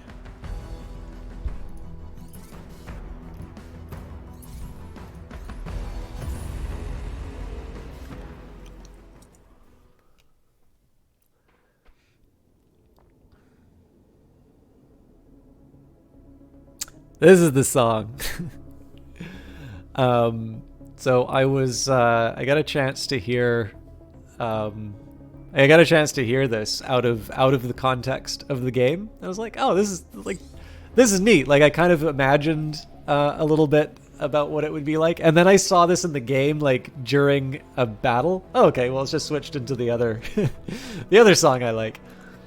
But yeah, like I didn't really appreciate. Like I had an imagination of kind of like what it might be like, but that song when it's actually playing during combat really like it really sells the situation more so than maybe my imagination sort of let me. But I think that's just a statement on my lack of imagination more than anything. So. There's not a substantial difference in terms of the damage that the two mechs are doing. Like this does 20 more, but like it's not the sort of thing that I'm going to be changing the whole order of the turn around. Looks like this tank is relatively safe, but I am going to want to try and inconvenience this scout. So I actually think we're going to just take the same approach that we have before, and that is to just sort of maximize the hurt that we put on enemy units. Before they get a chance to do too much. Okay, well, there's no point in cooking my mech for no good reason. What I might do here actually is just switch dance partners. Okay, we gotta wait.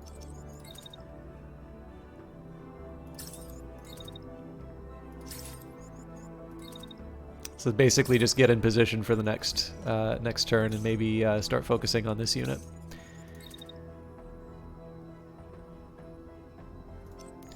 So real key on this is to try and get these units in and firing before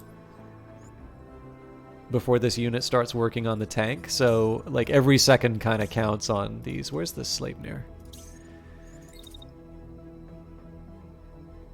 Yeah, so this is a good example that even though the Sleipnir's fast, it's not actually contributing to the fight at the time it needs to. So the question now is, do I want it to be part of the engagement, or do I focus on attacking something else? I think in this case here, I'll take sort of an all hands on deck kind of approach, because obviously if I can take out this enemy unit anywhere up to here, that minimizes damage to the tank. I don't think it's likely that we're going to be able to take it out, but I still want to try. Now the real question is, can I get away with a third shot this turn?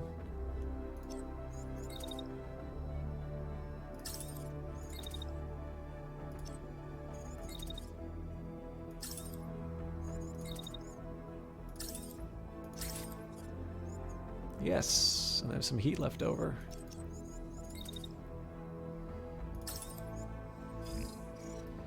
Okay. So then the last question is, what can I do with my shotgunner? We're obviously getting a little cramped here. Ooh, yeah, there's definitely possibilities here.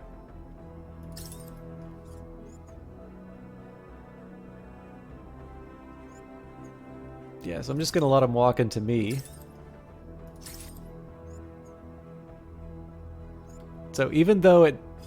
Oh, hang on. Yeah, I just created a perfect situation for friendly fire. Okay.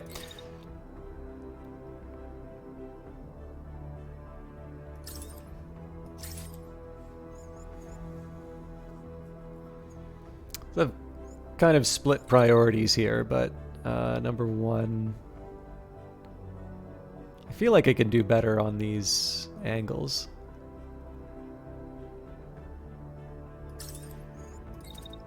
So one, try and take advantage of friendly fire, obviously.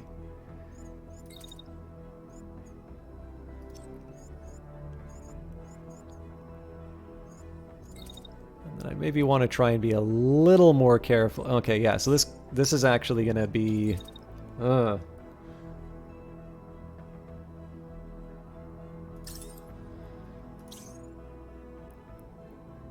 Well, I should win this encounter. God, I'd rather not be on the... No, I'm sticking with this. I can't let the enemy unit sort of dictate the pace of the turn. All right. Well, I'd rather fire this weapon, but I actually don't. I need a little more clarity in terms of what's going on, so I'm just gonna keep my shield up and let friendly fire do its thing.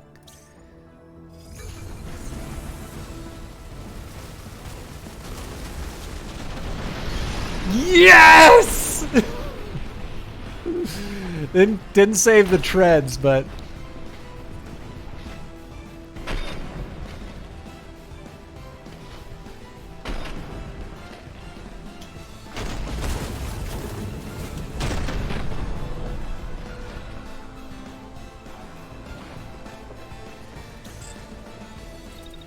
Oh no, my friend, you are attacking immediately.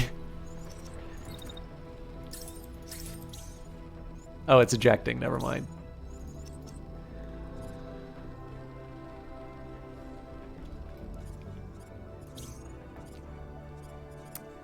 Dogfight.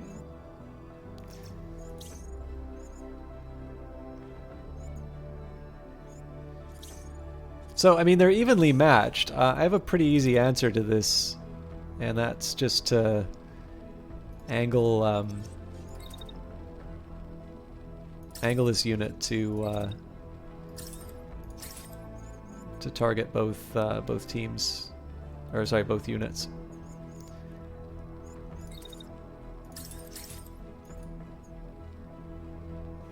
Okay, yeah, so the heat dissipation actually seems to matter quite a bit to this unit, after all. That's going to be important for me to remember.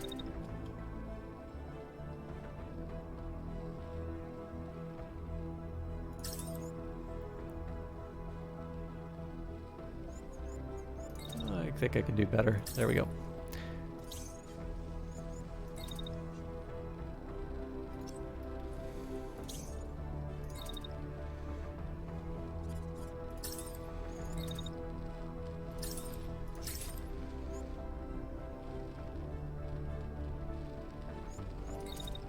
We'll try and stare it down as long as we can, and then sort of back up to finish the shots. Okay, so this unit, ooh, maybe we can jump back. Not without cooking. All right. Yeah, the range on this thing really, really makes it a tricky one to work with. So you know what? I have a higher calling. Bully a tank.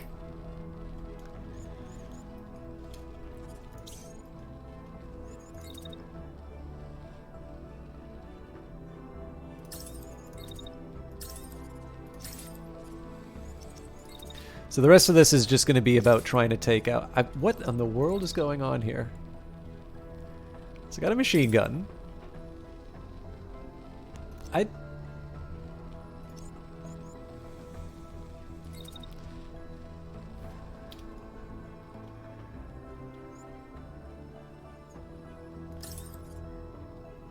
So it seems like the real targeting area is actually here. Alright, that's inconvenient, but I can sort of work around it.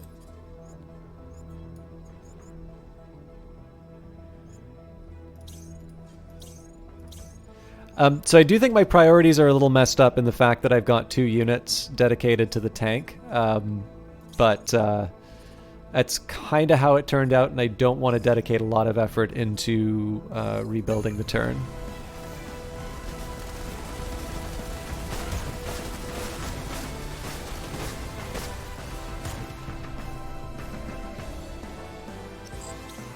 Okay, so they're wanting revenge.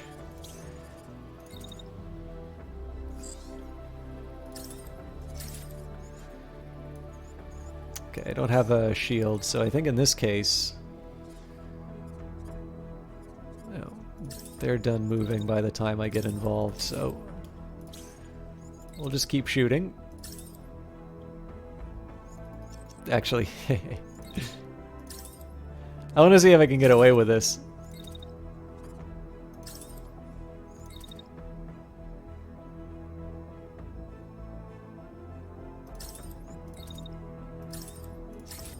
So there's one of 2 possibilities. Either this fails and, you know, there's a minor consequence for it, or it succeeds and I'm still in range of taking this thing out.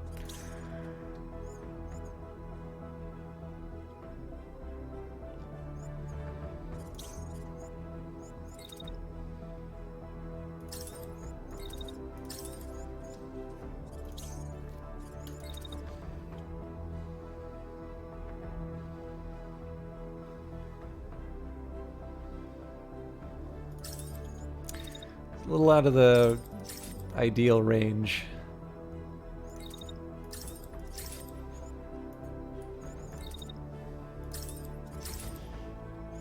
Huh. Okay.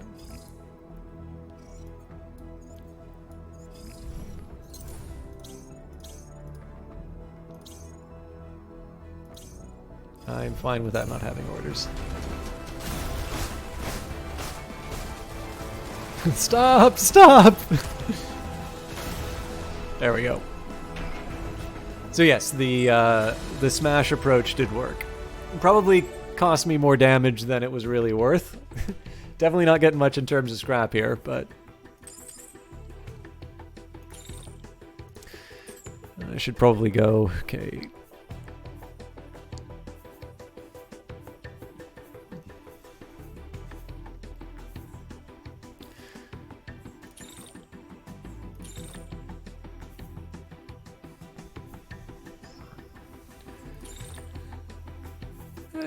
Actually, we're getting quite a bit more than I thought we were.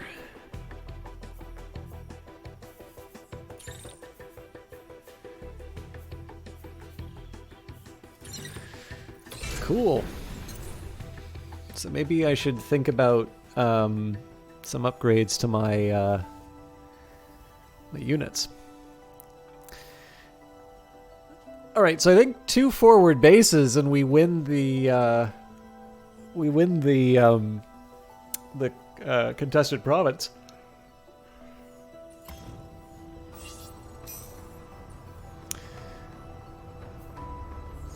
Okay, I'm gonna take a chance here just to get the unit upgrades out of the way.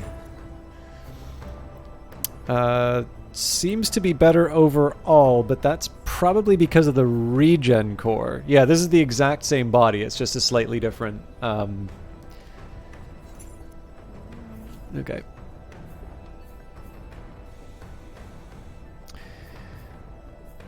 So you know what? I do think I'm going to go for the heat dissipation after all.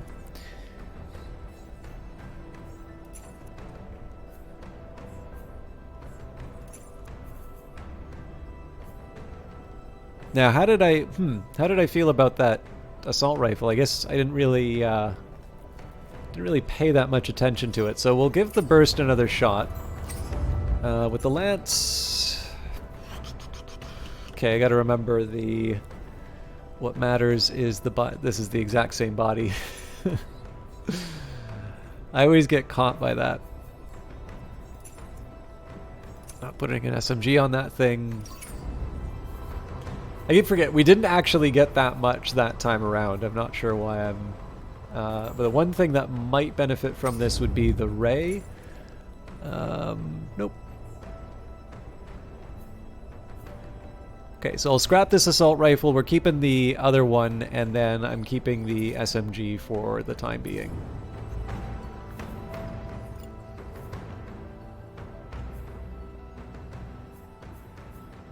So if I'm going back to an Astra... Oh, actually, hang on.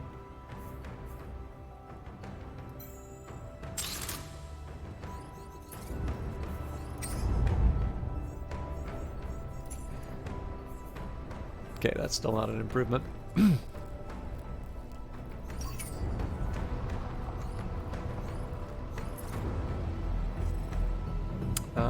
Right. We're not in combat yet. That's why I'm not getting a briefing screen. Okay, we should be good to charge into the forward base. No need for stealth here. Pin drop. The base is tense and quiet. You can hear the rat-a-tat of guns in the distance, and smoke is thick just ahead of you. One of your pilots tries to break the tension with a joke, but there's only nervous laughter in response. As you get closer to the fight, you see burning mechs, but they are too damaged to tell which side they might have belonged to. All eyes turn away. The home army sent out a distress signal, an engineer says. Are you going to answer it? We always answer it. So we already did our loadouts. We'll deploy. I do apologize. I sometimes feel a little bit like I'm rushing through some of these things, and I realize that's rich because I think most people think I play, rightly so, incidentally, play at a completely interminable sessions. But I don't know. Like I don't know. I realize I'm a bit of a plotting pace for this, but I'm definitely want to get to the liberation, and I realize that I kind of only have an hour left, so I want to work. Now, this seems like a minor thing, but this is actually a different composition from what we've seen before, right? So we don't have any assistants. This is probably what I get for not reading the briefing. So we don't have any assistants here, which, I mean, makes sense because I believe we're attacking a base. But unlike the other encounters, we've got 3 mechs and 3 tanks. So let's take a second here and see what we're up against. We've got a shotgunner, assault rifle, and a machine gun. Okay, so that's definitely gonna give me something to think about. And looks like the tanks are all packing autocannon. So it's that's a little less nerve-wracking. But there is gonna be sort of a question in terms of how I sort of make the most of the turn. So one thing I might want to try and do here, if at all possible, given that this unit is targeted by these 2 mechs, an ideal scenario would be if I could get them to sort of turn and attack this mech. The drawback is this mech's just too slow for that. So, I mean, the best I could probably hope for would be a couple of jumps like this. Oh, I mean, it sort of happens, but it does also still open me up to the attack. So, like, probably the better call is for me to just accept that this is happening and make sure I'm out of range. Yeah, because all that's attacking me are the autocannon. Sorry, the 2 tanks with autocannon. 329. So the shotgun is a little bit of a worry. The machine gun is also a worry because it sort of suppresses my units really effectively, but I don't think I'm going to be able to get this unit in range. So it's probably better for me to focus on what I can deliver in my little zone of influence here. Now, this unit's got the assault rifle. This is the Sleipnir, so one of the better ways that I can keep this thing alive is just by moving on the battlefield.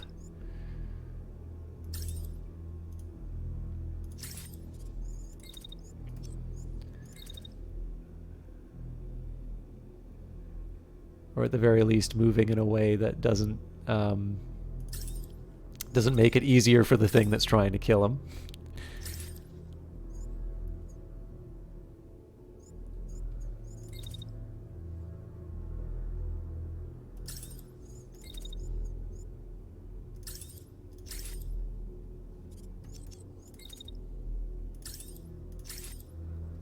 Well, not quite how I envisioned the turn, but The key to seeing the sense behind this is, one, this machine gun's occupied, so that's going to free up my other units to try and deal with this unit before it becomes too big of a pain. I do get some shots on the tanks, so it's not like I'm wasting the turn. But more importantly, notice how, like, I kind of get tickled at the edge of the effectiveness, but like right at the tail end where it's possible there may not be shells coming after me. So in this case here, this is, I think, the best way I can move the Sleipnir to minimize or potentially eliminate, but I'll say minimize the damage. For this sort of the same logic for Tango here, like, yes, they're attacking with an autocannon, but no, they're not attacking in a range that's meaningful. Okay, so we've got a shotgunner and we've got a machine gunner. And in a perfect world, I'm actually able to reach this thing, but it seems like we are far from a perfect world. So, what do I do about that?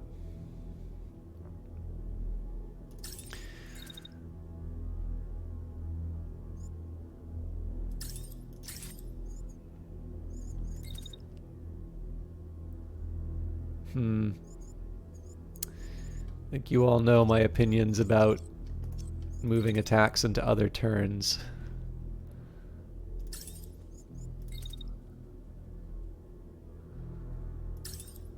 I think I'm just going to try and turn... I want to see how this unit works as a tank eater. So normally it sort of protects my other units. In this case here, I'm going to go a little more on the aggressive.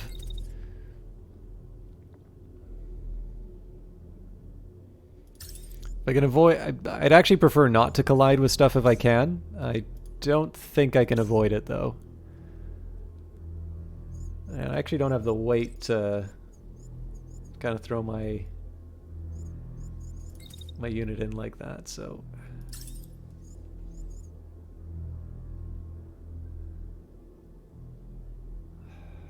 And if I... yeah, now I'm running the risk of friendly fire over here, so...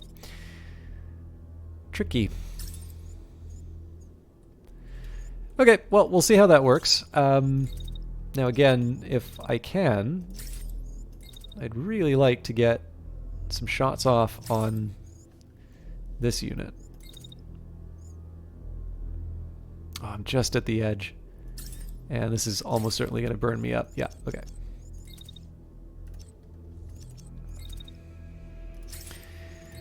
Well, I have a bit of a walk ahead of me, so, and well, here's what I'm going to do.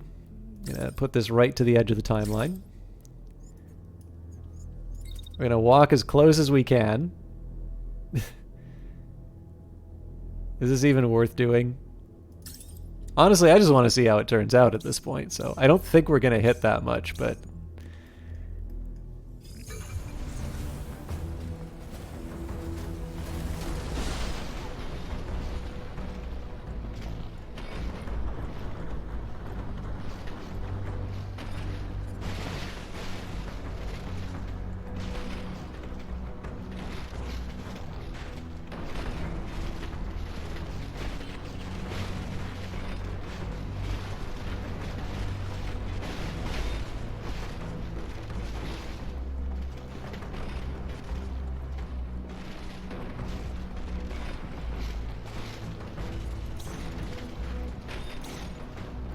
pleasantly surprised at how effective it was at taking this unit out. This one also seems worse for wear. They'll probably surrender next turn.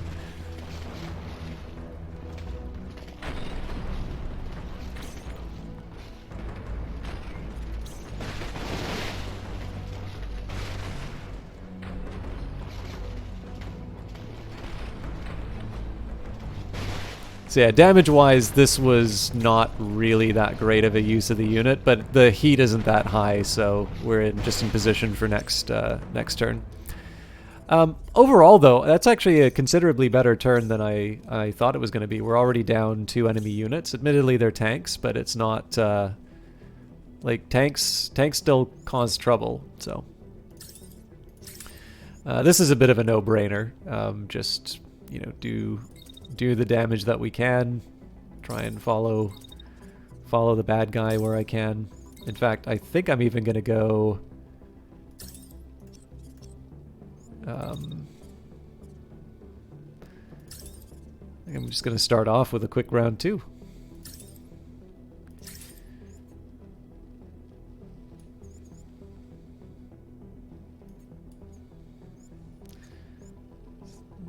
$13 to $61, so if we're at 50, I should be fine. Okay, surrendering. This unit's a machine gunner, so there's only so much I'm going to be able to do this turn. I'm curious if I can deliver before... Yeah, that becomes friendly fire, so...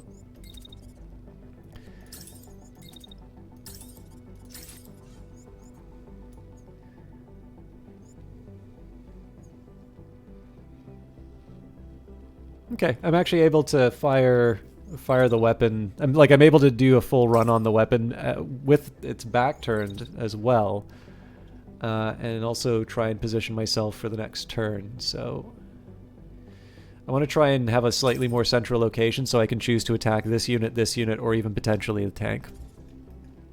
Okay. So this is the Sleipnir. In this case, this is going to be another turn of sort of trying to protect it, but the ideal is aggressively protecting the Sleipnir. So essentially making moves that try and stop the... So I basically want to see dotted lines. Either dotted lines because there isn't a direct line of sight to the mech, or dotted lines in the sense of it being out of range.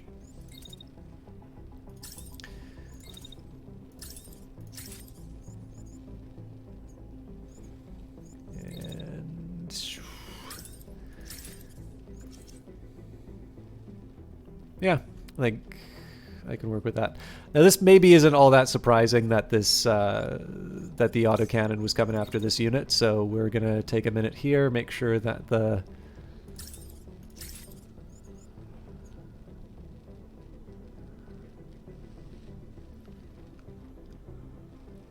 unit's ready. There's a way that I can do the positioning. So remember, actually the game makes it kind of so you can kind of see the angle for the shield. So as this thing sort of moves around, I potentially lose my defense against the machine gun. So one thing I can try and do is just make sure that my positioning's a little bit better as far as keeping, I don't know, like just basically keeping the enemy attacks in the spot they need to be. In fact, one thing I could potentially do is just set up like this, so that absorbs what's coming in from the tank.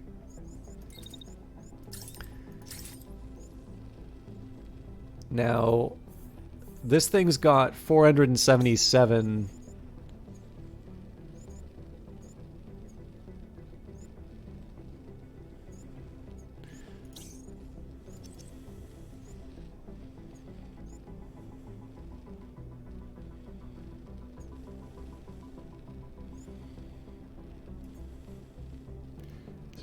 I'm just rearranging the defense.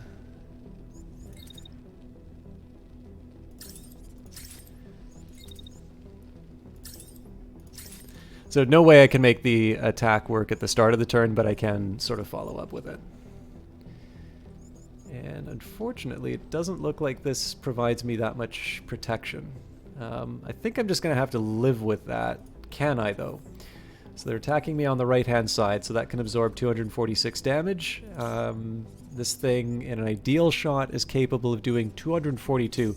So I'm right at the limit of what I can accept, but I'm gonna try and push it to the limit here.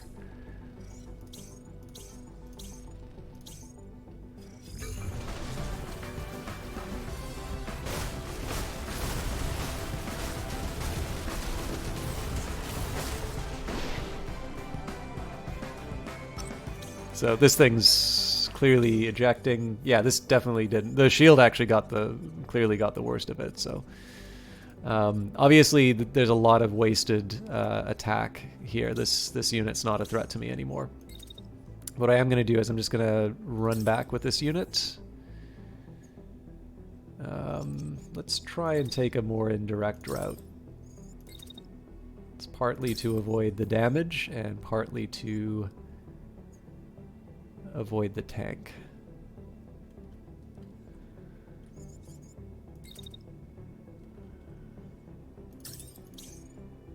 Okay, that thing's ejecting.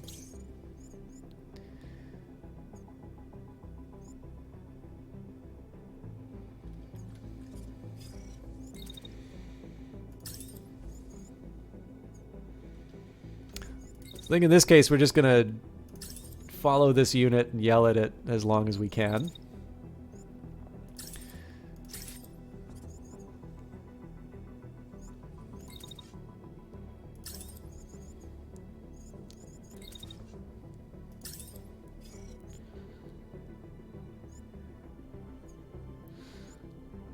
I think I might overheat here, but that just gives me an excuse to try and finish the round before before I need to worry about that consequence.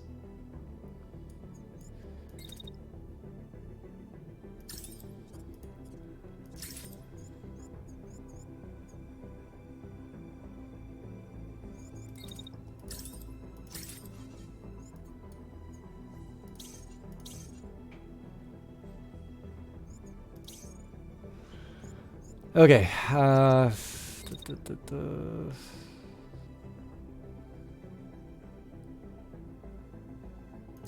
don't think...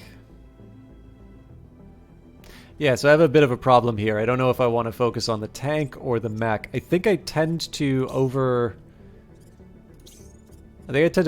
it on the tanks, so I'm going to try and remedy that by committing to a mech this turn. Alright. So I wound up making the wrong choice. But we still got victory. Okay, again, probably lost more salvage because of some overkill, but we'll do the usual. We'll grab any green or blue parts. Oop. Actually, I forgot, because we took out 6 units, there's a larger budget.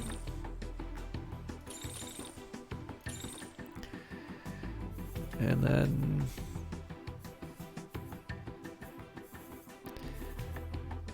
basically want to grab whatever the highest value that I can out of the remainder. So I think it's all 20s from here. No, that's not true. It's 25s.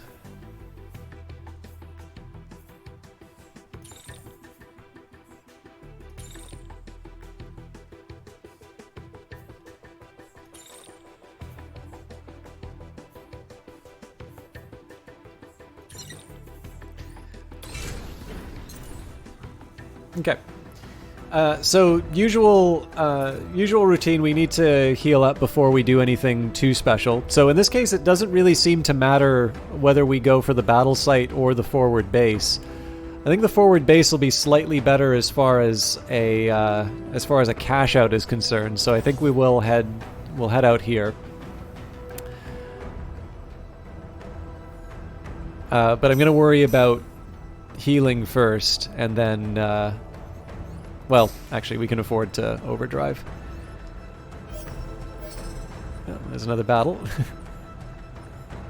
Well, I guess there's the farm, so... normally I'd like to go for the bigger forward base, but in this particular case here, the farm might be a place that we've been pursuing. And as usual, we're just going to see if there's any upgrades that we can take advantage of here.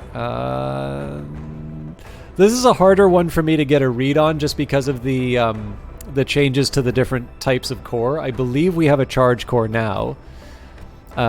So the heat dissipation's nice. It's a Lev sidestep, so that explains the change in thruster. Oh, so you know what? I think it's just a better core inside this thing, because it does have more power. Oh, it's the capacitor. Okay, that explains it. Never mind. Sorry, was there another body? Nothing too interesting. So I don't want to give up heat dissipation anymore. And we're not entertaining machine gun offers right now, so...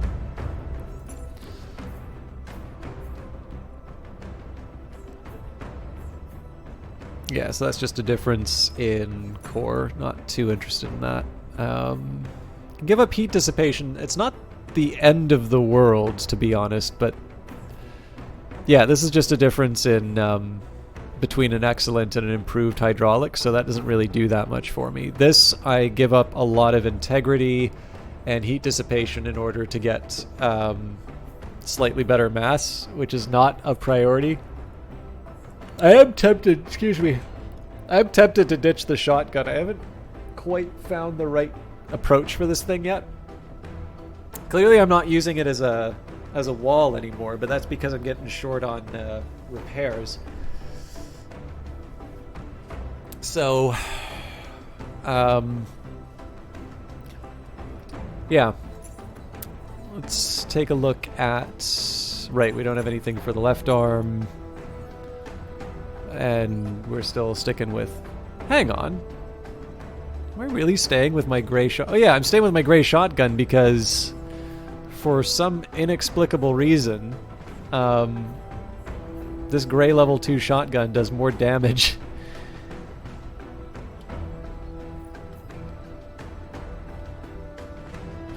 Yeah, I can't explain why, but apparently we just have a really good base shotgun on this guy. So as always, like the bull does, the bull can use the benefit of a better body. So if I switch out. So here's what I'm going to do. I'm going to try and stick a regen core. I don't have a regen core in it. Okay. So I got 2 heat cores. I'm going to...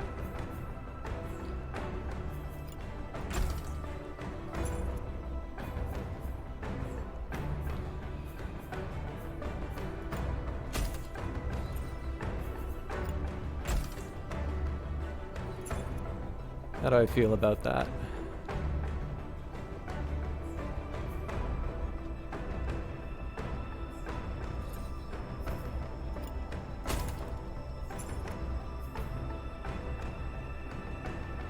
Still has a better heat dissipation. Maybe we can find that elsewhere.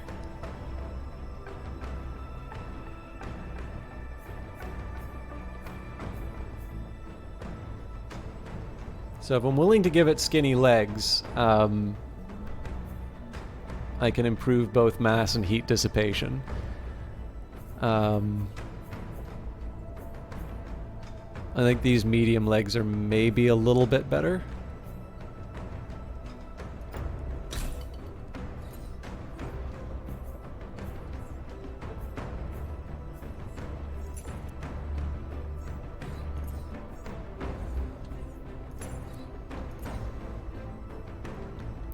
I'd love to have... Oh, actually, targeting sensor makes sense. There's that speed I was looking for. So heat capacity is definitely going to take a hit for that, but... And these numbers don't work on the machine gun. So I might have really messed this one up. Actually, one thing I might try, so...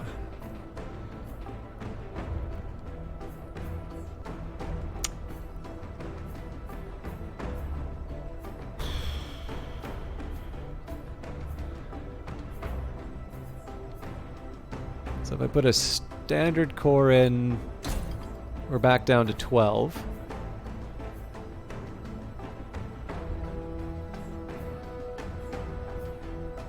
So I might be undervaluing barrier regeneration, but there's just something about seeing like heat dissipation go down from like 15 to 10.5.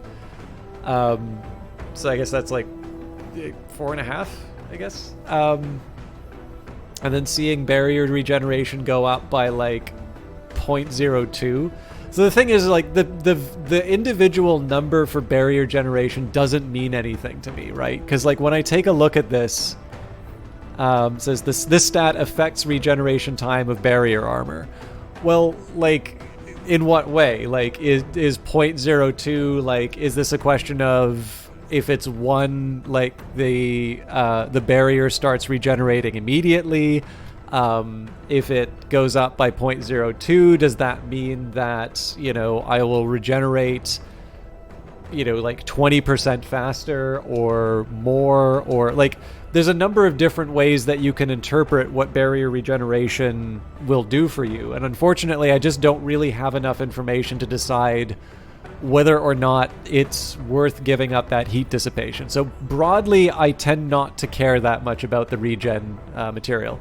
Now, again, like in other circumstances, if I could sort of sit down in a workshop and just like really mess around with this stuff, maybe it'd be like, oh God, like regen is the best stat ever and I'm going to put it everywhere.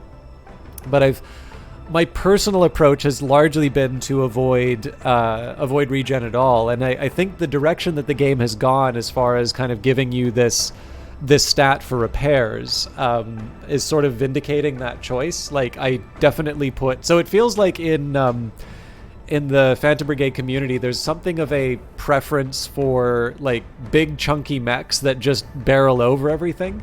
And that's very different from my preference. In fact, largely I've tried to move away because for a while all of my squads were these impossibly fast sort of hit and run groups. I specifically wanted to change it up and see if I could do some other kind of builds. And that's actually one of the reasons why I don't have everything sitting at like 20 speed and running around, because I just kind of figure, I don't know, like I like variety, right? But one of the approaches that I've never really tried in this game, and it's largely just because I haven't quite seen an argument for why it's very effective, is something that's very focused on regen. Now, again, that's probably a lack of understanding on my part, which is not to say, like, obviously there's going to be a whole bunch of tutorial material that gets added later on inside the game. But where I'm going with this is just to say that, whether it is because I don't feel I have the information I need to make an informed decision about regen and its value, or maybe it's just a reflection of my preference. While the game clearly is steering you towards some builds that are actually very focused on regen, I have not yet taken the bait, let's say. And I think part of that is an inherent conservatism with my pilots.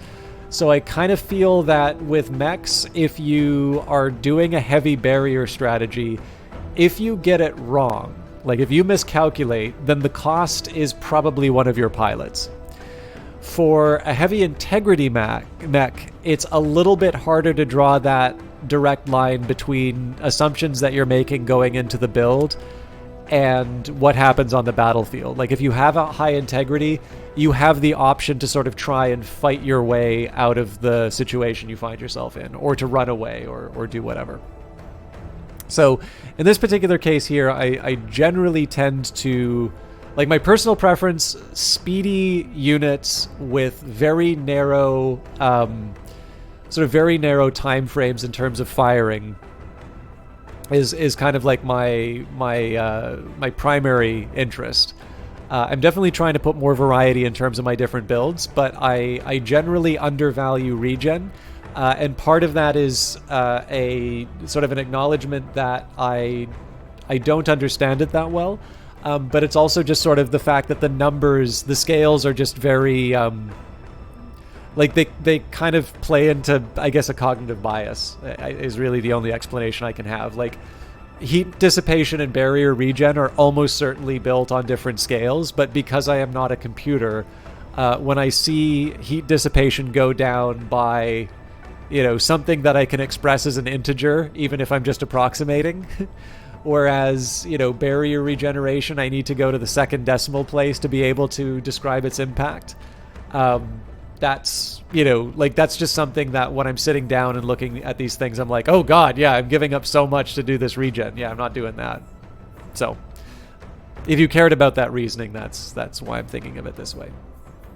Now, what it does help me do is it helps me narrow things down. So I'm like, well, do I want to put a heat core in this? And the answer is no, because if I go any lower on my power, then I'm going to see my speed drop even further.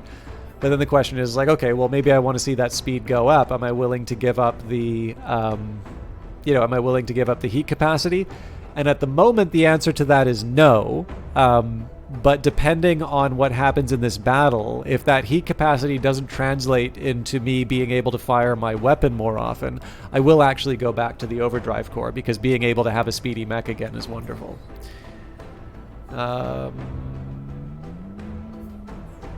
I'm currently rocking an improved heatsink.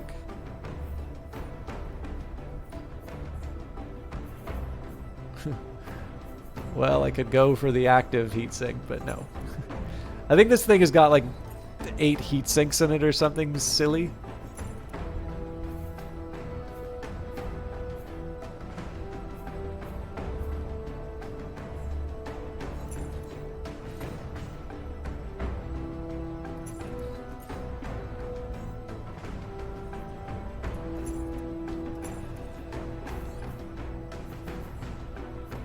I probably went over all of this before, but...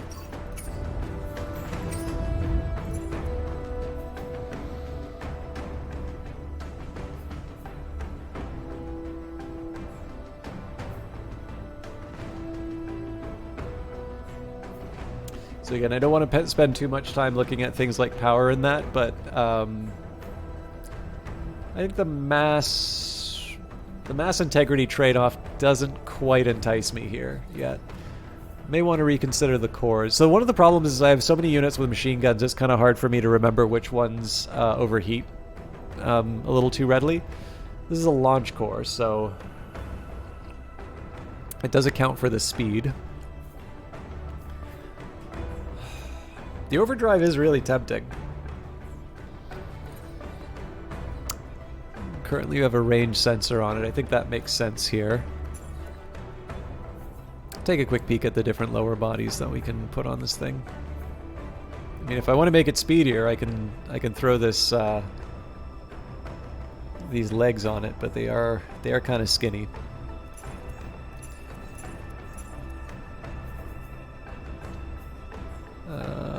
So seems like this is generally a step down. Okay. There is a version of this that says I want to give it a rocket launcher, but I'm not yet willing to pull the trigger. All right. Let's see if we can make the assault on the farm work. Oh wow, I didn't really think this through. So we'll do what we can with the stealth. Probably...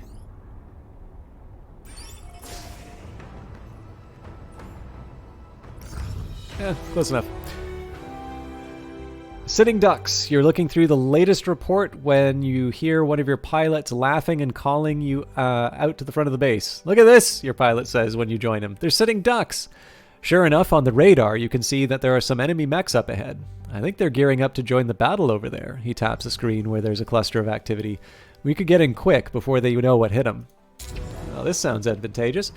Liberation. Approach an occupied civilian outpost. Eliminate all hostiles with a balanced team, taking care not to incur too many casualties. They're dug in like ticks. Bait the enemies to bring them out of cover or use indirect fire weapons. So this would be one of these times where lobbing some missiles would be a good idea. We've got your back. The base will approach the combat throughout the battle, so you can retreat if you need to. This is Army. It's a level 2, threat of 165, so it still counts this as a medium threat, but honestly, if there's 2 entities and no reinforcements, I expect this will be a pretty quick battle.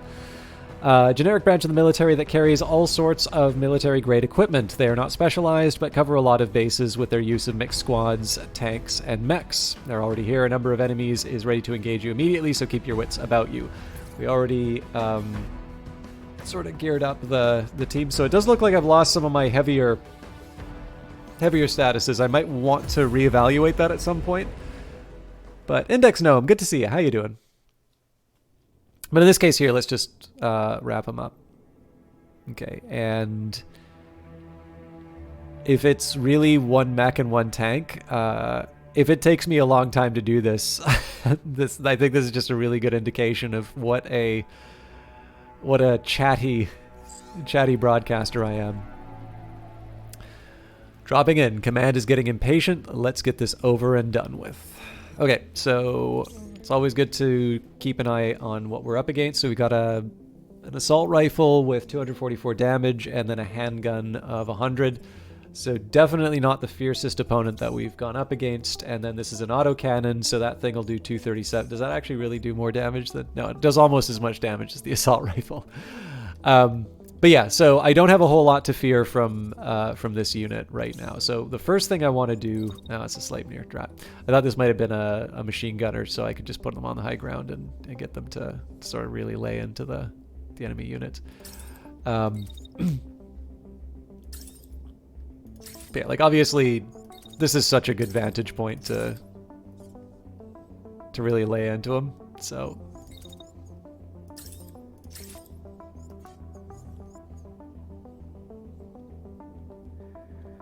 Hard not to take advantage of it. Now, this is unfortunate because, like, this is one of my machine gunner units. So normally, being able to just sort of stand and, you know, and just deliver pain is ideal. We'll maybe see if they can cross the... So, yeah, this definitely is not reporting the distance as well as it should, I think. But so I want to see if we can actually get away with doing this. So, kind of...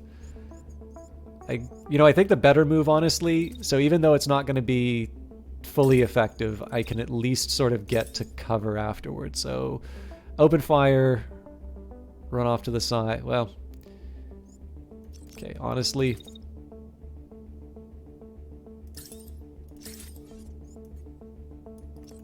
Okay, well, I only get one shot. So this is important to keep in mind. I'm probably going to reconsider the core that I've got in this thing. We'll work with what we've been given. As soon as they want to open fire on me, let's just make sure we're in the... Okay, so you know what? What if we just start the turn hiding?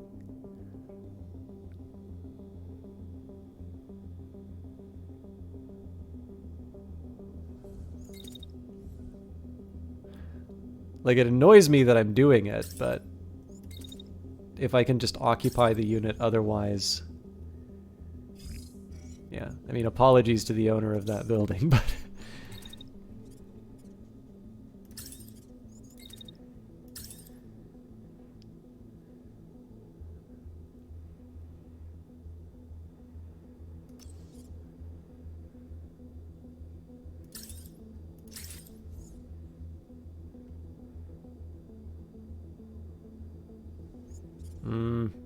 I don't really know how I feel about that, but... Okay, so so this is two things to remember. So for Kilo's mech, there's no point in having the extra heat capacity because I just can't fire at a fast enough rate to make the most of it. For this mech, the heat capacity doesn't make any sense just because extra heat capacity would be nice to fire a second time, but if I can't get that extra heat capacity, then I should be able to roll that back and just try to make more of it. Yeah, I mean, I've actually definitely been mixed as far as sleep is concerned, which is always a bit of a worry for me. But other than maybe a bit of pressure work-wise, I actually think things have been going pretty well. I had a sort of a slip today, but I've just been a little bit better at kind of tackling things that I consider to be priority. Like, so obviously, like, my temperament is such that I just can't, like, leave a job half done. It'd be a bit of a problem at work because there is definitely an attitude and almost a preference for, like, fast and shoddy. Like, my workplace definitely seems to be one where there is a certain premium for, like one example I'll give you is, like, for the code that we produce, there is a lot of code that very clearly has been written to like solve the immediate problem in front, because, like, we're not programmers here, right? Like, you know, we do need to work with software that needs to be programmed to to get the results that we need. But it's not like the job description is not software developer, and good Lord, nobody, myself included, has the skills to even remotely approach that title. But with that in mind, like, I at least have sort of a basic understanding of, decent principles in terms of building software. So my preference generally when I'm building something, like, it's because I'm going to be like responsible for producing certain reports or certain, certain results. So it's kind of my gift to my future self if I can spend just this hellish month or so producing a somewhat more general and, well-written program. So like, get rid of the magic numbers, leave some comments, rather than manually copying an Excel file, just use the walk function in, Python to find the latest version of that file. Nice little things like that, which don't take a whole lot of effort to do, but, make your life easier.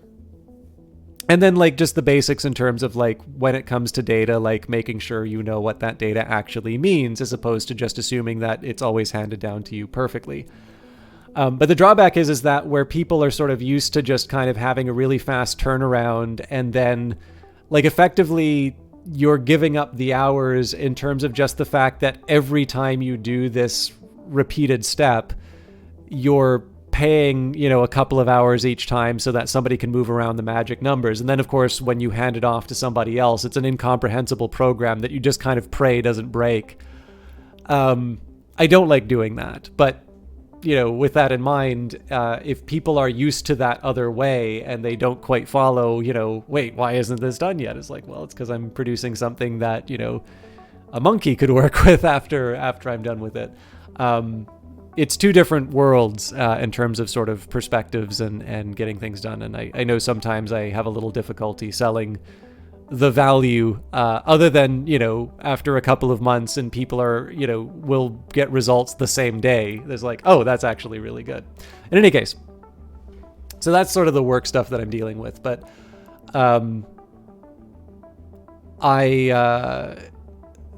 So all of that was actually intended to be just an idea that I find it hard to sort of half do the job at work. Like, yes, I can just change the constant because I know what it means, and it would be so much easier to just take a second to do that every time. But I don't like doing that. I like, if I'm going to put my name into a program, I want to actually have it somewhat reflect what I would want.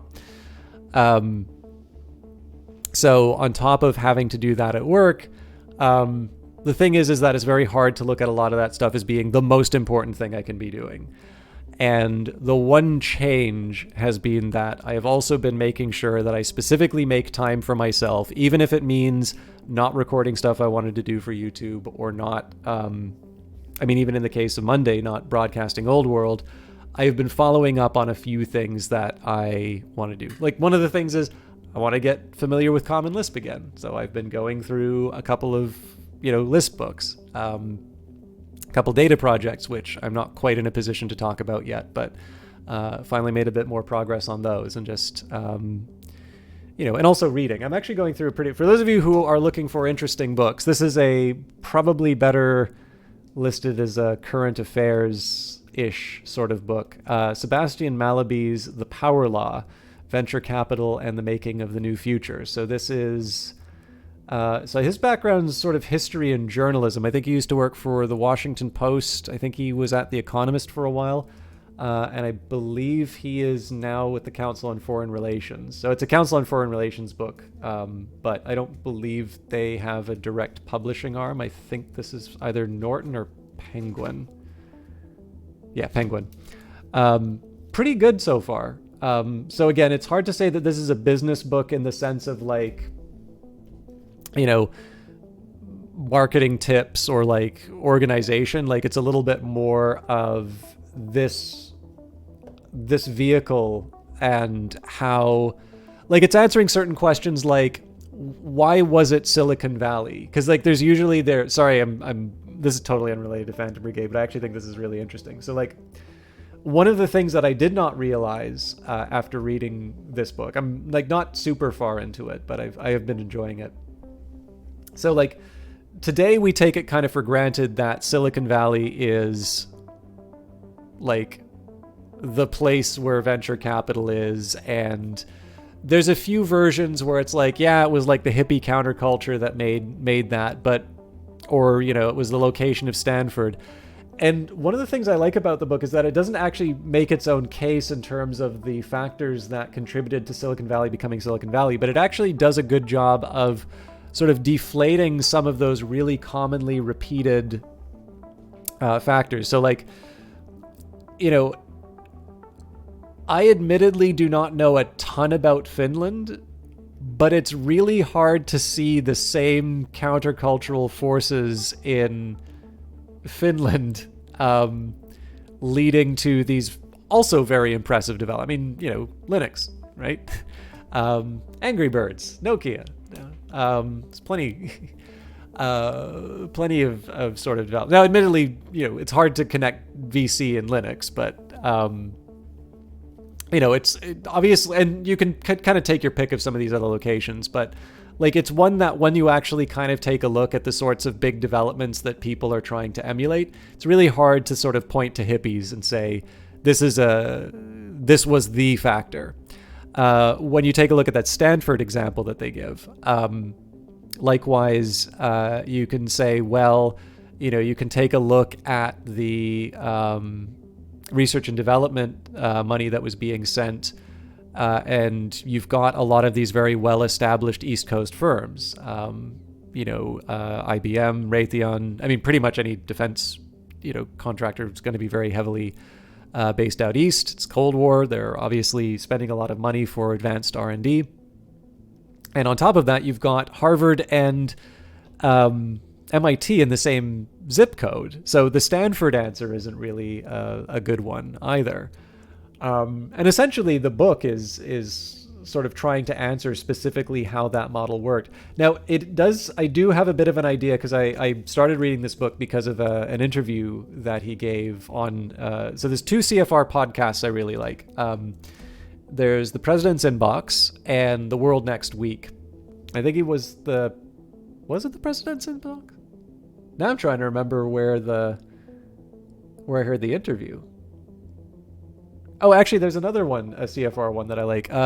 Why It Matters is also a really good one. It's a new one that they've been doing.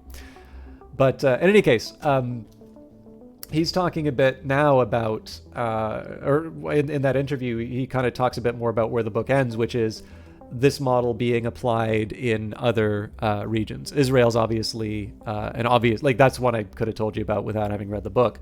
But he's also talking specifically about instances in China and how there are some unique properties about the environment there which have made it particularly receptive to that. I actually think Goldman Sachs had a big part in terms of bringing that model, you know, to the region. In any case, I think it's a really interesting book. I tend not to read a lot of business books in terms of like, you know, how to manage a workforce or anything like that. I probably just am not very well suited to that kind of thinking. But I think the closest I get to that is sometimes reading like accounting stuff, like technical stuff. But at least for those of you who have an interest in, you know, the concept, maybe as opposed to the practice, I actually think it's a really interesting book. And I will say if it's if it disappoints later. And I suppose if I'm not that I'm trying to specifically sell you on this index gnome, but the power law is a reference to the statistical concept. So there, you've got the math as well. Although I don't think it's a particularly mathematically heavy book. I suspect it is actually just the mention of the normal and the power law, normal distribution and the power law distribution that. That's probably the limit of the mathematics in the book, if I'm completely honest. All right, let's see this turn happen.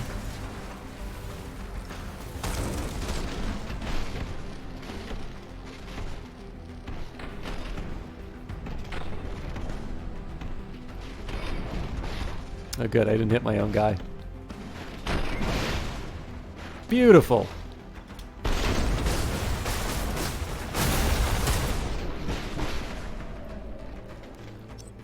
So they surrender now, right?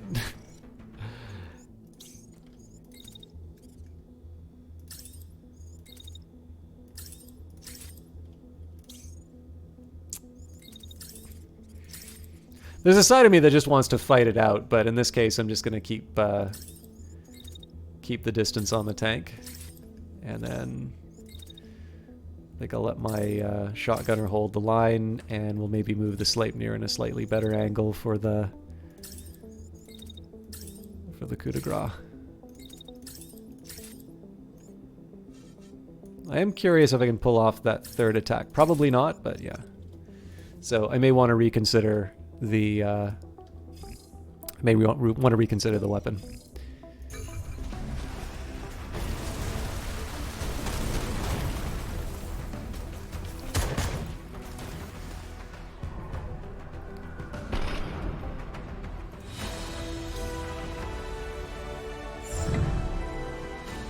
Haha! The province has been liberated.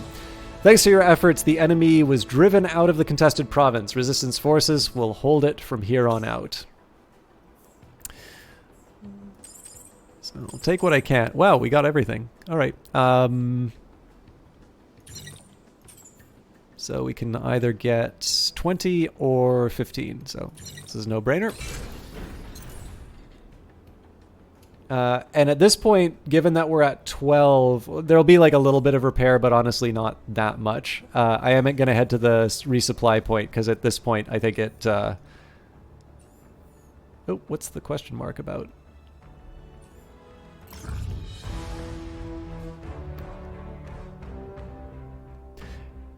Internal auxiliary subsystems. As thanks, one of the farmers are gifting you a mech that they modified. They unfused the core, responsible for power and heat capacity, from an enemy mech body. They also found a few spare cores that you can try. Each core subsystem has trade-offs and benefits. The higher the quality of the mech, the more internal auxiliary subsystems it contains. In many cases, higher quality parts have their internals unfused. Unfused subsystems can be replaced with other subsystems of the same type. Obviously, we've been messing around with that ourselves, but... okay, complete victory. The invaders have slunk away with their tails between their legs thanks to your decisive and bold maneuvers. Multiple messages come in from different officers in the home army, grateful for your contributions. The radios are also jammed with messages of celebration that fly from town to town in the area, all happy to contribute to kicking the last of the invaders from these lands. A pilot approaches you while others are distracted by the celebrations going on outside the base. Can we celebrate, boss, just for tonight? I think we earned it. Now, I am a little curious here what the penalty for celebrating is, because it doesn't really seem like there's too many things that are going to be time... given the fact that liberation works a bit differently, I can't really think of a lot of situations where giving up those 9 hours is going to be a problem for us. So we'll do a proper celebration.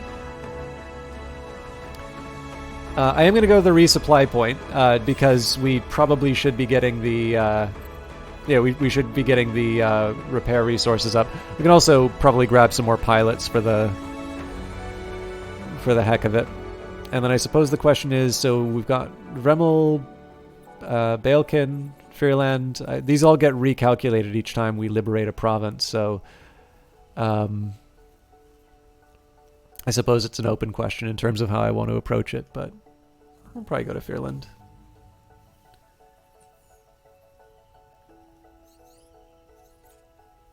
It's not that much longer on the celebration, so...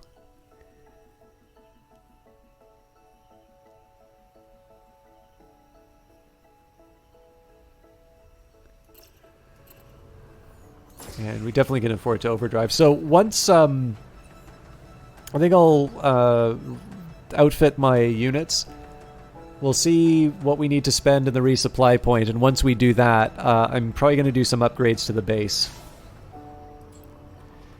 I will also eventually build some parts for my mechs, but in this case, I think I'd prefer to sort of get some more permanent...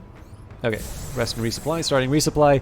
Would you like to proceed with a repair gel refueling? This process will take time and the base will not be able to move for its duration. Fine by me. Okay, so we're probably going to spend a lot to get new pilots. Let's upgrade the mechs that I can. Okay, so the Sleipnir's currently got a charge core, so we tried to give it some extra heat capacity that didn't really translate into... that didn't necessarily translate into any more shots. So I think probably it would be better for me to... I don't think I'm quite ready to go for an overdrive core, but I am willing to go for... wait. A heat core? What about a standard core? Apparently I don't even have one of those. Either way, though, giving up some of the heat capacity, I'm fine with that. And we'll just maybe double check. So we've got endurance, provides capacity for dashing, optimized for lower heat and power output, reduced range for better overall movement. I think in this case, probably I want to go for a little more speed here. So sidestep, successive short maneuvers, but suboptimal for long-range traversal, which is the opposite of how I want to run it. And optimized for high performance with high heat output as a consequence. Okay, so if I throw the hot rod on it, that does have consequences for my overall speed. So the thing is, I don't actually use the speed that much on this unit, but I'm willing to... I'm willing to give up the power for now, and I don't think there's any difference in these head armors.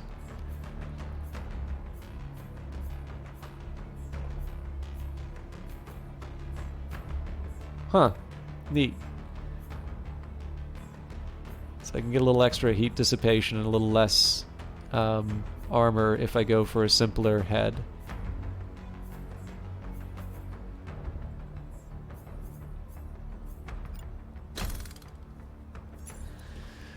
Okay, legs.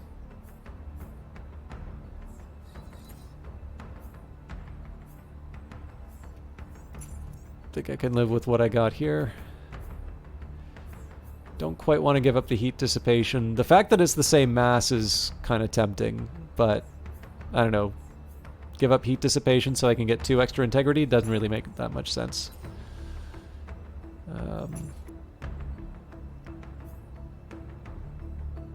So why would I consider this gun an improvement?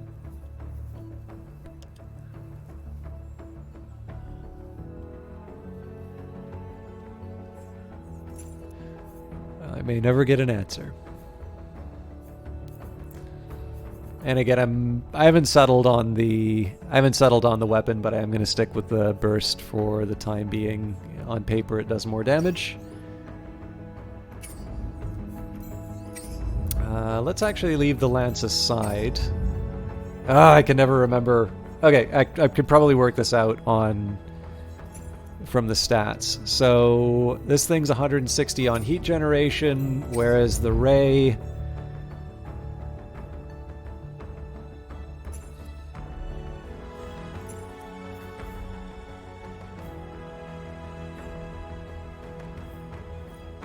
$140. So this thing's got a launch core in it right now. So I think I'm going to try a charge core to see if I can...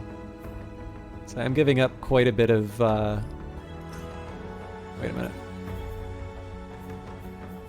Yeah, we'll see if we can get more machine gun shots out of that. But I believe the bull we've already tried to do multiple shots. Okay, so I can only have one... I can really only have one...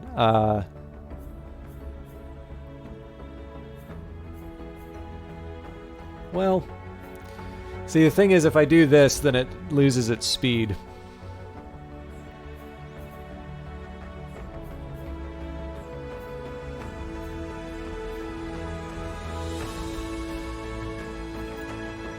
I'm going to try the launch core here. This is just for a little extra speed.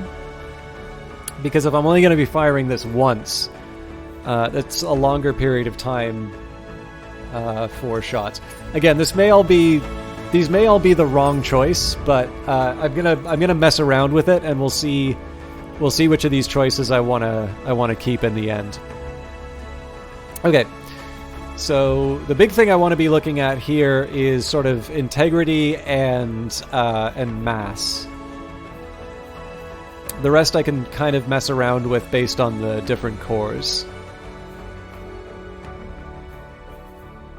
So I'm not necessarily opposed. One of the things that I want to be focusing on here is notice that I've sort of, like, I've wound up moving everything into sort of lighter classes over time, and I want to start sort of reasserting some clearer roles. So in this case, I definitely want a little more oomph on the lance.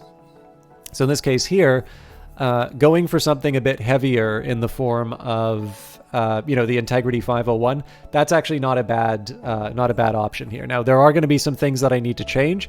So right now I've got a launch core and Logi thrusters versus hot rod thrusters and a regen core. But I kind of see all that stuff as fairly straightforward for me to fix. This is definitely the strongest of the torsos I can go for. So I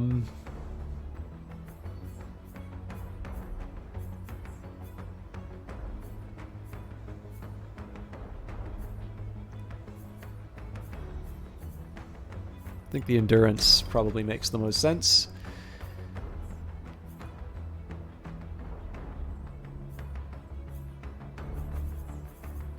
So I'm actually going to try the overdrive core here just because we only really get one shot with that shotgun.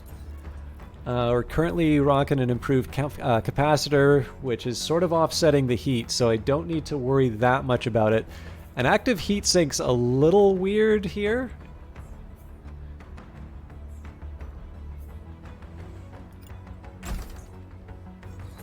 I'll see what I can get out of it. And again, I don't want to go nuts on the heat dissipation and such. But I don't know, a little bulk wouldn't hurt. Although this is the better out of all of them. So let's just start by taking a look. Yeah, we're still trying to put on some weight. Okay, apparently this is an even lighter mass with lower integrity. Figure that out. Okay, I'm clearly not fixing the legs.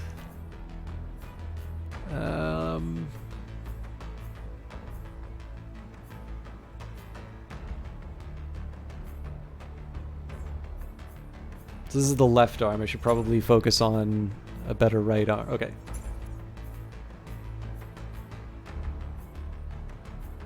I'm gonna see if I can make this one work.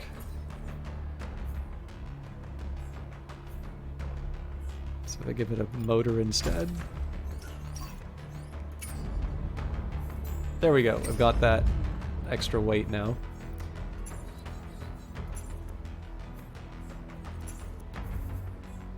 And machine gun wise, I don't see any of these numbers really working out for me, so. Okay, so I guess the next question is, do I want the bull to similarly be sort of a big, bulky nightmare?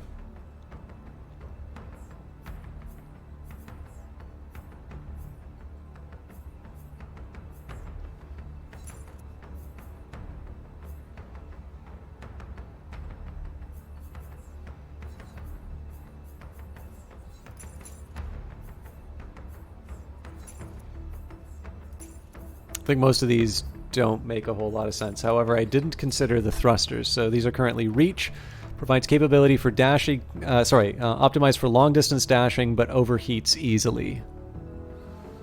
I think that, okay. I'm probably gonna have to change this, to be honest. We'll see though.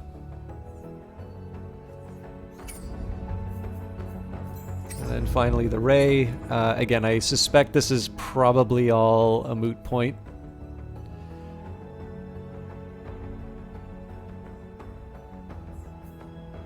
This is a pretty cool body. So I don't have any heat cores to compare with, but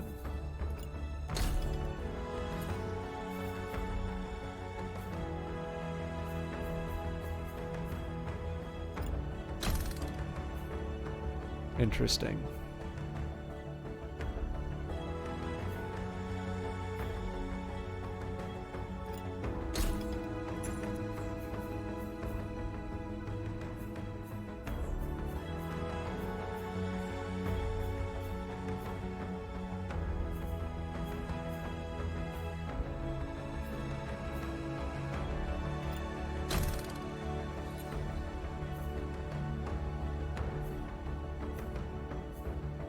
I really messed this up. I don't remember how I wanted to build this thing. Okay, well, let's not take anything for granted, and let's just build it around this upgraded Elbrus body.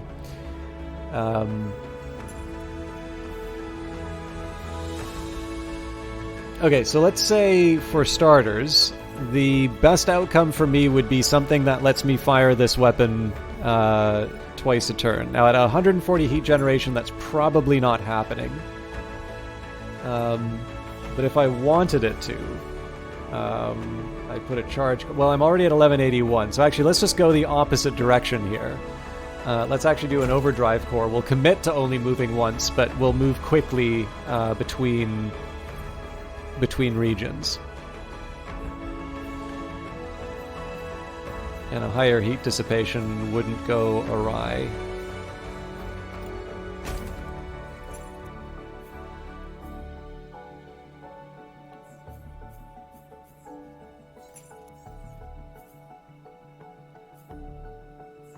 Okay, well, this seems to be an obvious improvement.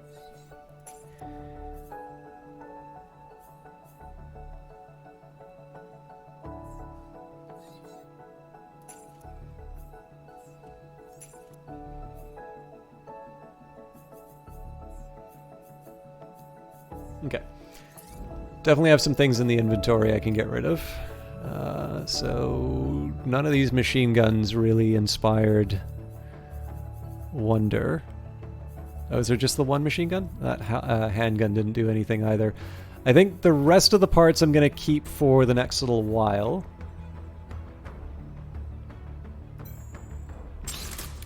Last thing, I don't know if there's a way for me to do select all.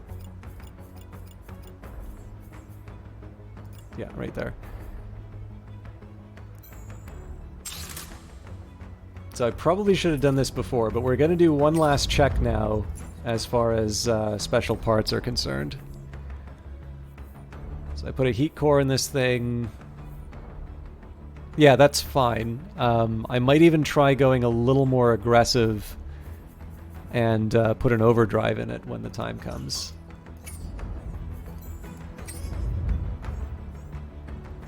The Lance is currently working with an overdrive core, so I don't think there's any way that I can...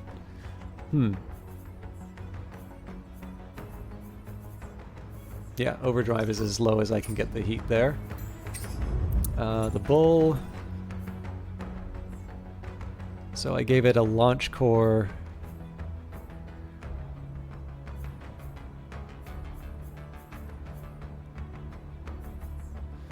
Yeah, so I'll keep that as it is.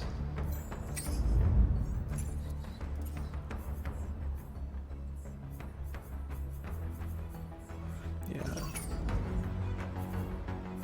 And then finally I want to take a second here and look at thrusters. So the Logi... optimized for balance performance.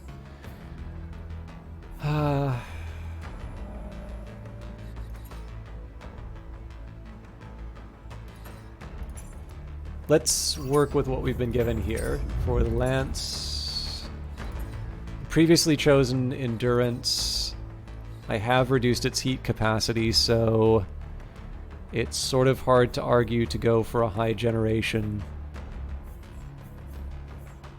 Okay, I think we'll live with that. I don't think I've ever looked at the thrusters for the Bull, so this is currently on a reach for long distance dashing. Now, it might make sense to switch these to Logi, but I'm going to stick with what I've been given so far. And then for you, again, you're running low on thrusters. Okay, actually that works out. Maybe the one alternative might be the endurance thrusters, but I think at this point I need to start experimenting with some of my mechs before I invest too much in it. So again, I apologize for the time that took, but I wanted to see what I could get away with. I am eventually going to recruit some pilots. I think I should have enough to be able to have sort of the full list. Unfortunately, I'm not going to be able to upgrade the base after that, I suspect. Oh, interesting. Pilot recruitment takes time. Well, that's fine. We still don't have any major threats to us right now, so I actually think taking our time doesn't hurt in this case. Although it'd be nice if we could do recruitment while we were resupplying. I'm sure there's a reason why they don't allow you to do both, but in this case there doesn't really seem to be that. Like, all this really kind of seems to be doing is just keeping me in this position doing nothing for more time, and there doesn't seem to be an external force that's prompting me to move elsewhere, but I suspect, like many things in this game, that will be implemented later.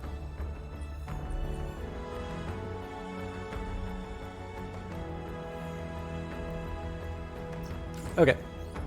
So, I did say that we were going to go to Fearland. Now, I do need to be clear, I don't have that much more time. Normally I'd be wrapping up right now, but it does seem kind of dumb to spend so much time prepping and then not deliver on, you know, on some kind of a fight. So, let's cross over and see what we can accomplish. Okay, so we're going to go stealthy.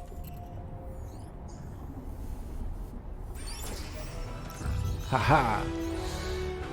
The base comes alive with the sound of boots crashing against the floor. In the hangar, an engineer shouts his instructions to the crew, and a pilot rushes to get changed. You keep your eyes trained on the battle console, settling yourself with a deep breath.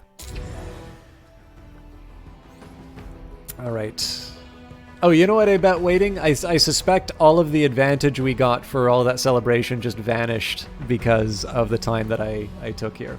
An assault attacked a heavily fortified military location, eliminating all hostiles. Can be accomplished with 3 to 4 units, but be on your guard.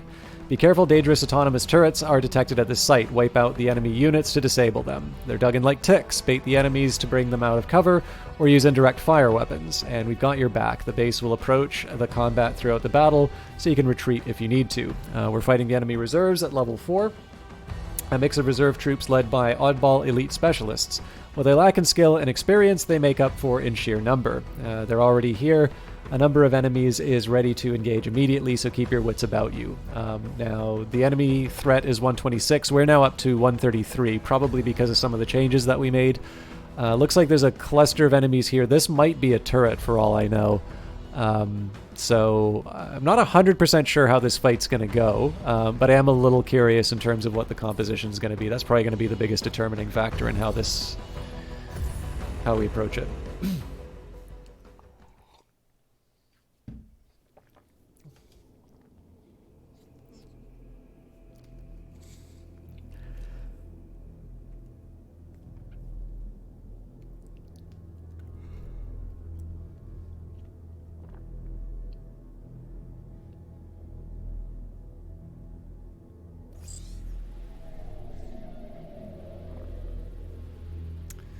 Rebel units in range engaging, requesting backup. Okay. So yes, as anticipated, this is an enemy turret. I don't think it gives me an idea of its range until it actually attacks. Excuse me. So I can make a guess here on 18 to 30, but like that could mean anything. So we've got a shotgun tank. Sorry. An autocannon. Okay, so a couple of short-range tanks. I can see why they said this is an easy mission now. Oh, this is interesting. This will give me a chance to test out my my fancy new thrusters. And I don't see any situation in which we have to deal with this this turret. In fact, as a whole, I think we can safely avoid the turrets in this engagement. So, honestly, my first move should be to just get the machine guns in position.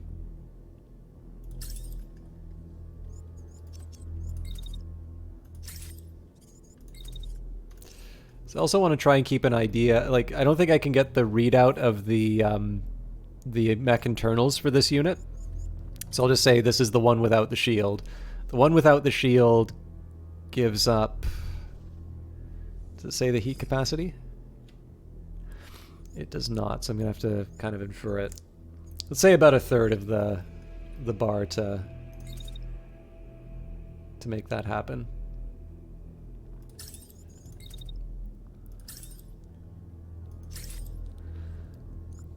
Something of a long shot, but this is really just setting up for the next encounter.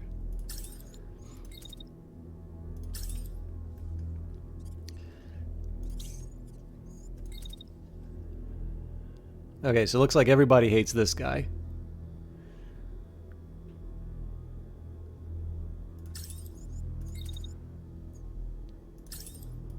I don't really see that much of a threat, to be completely honest.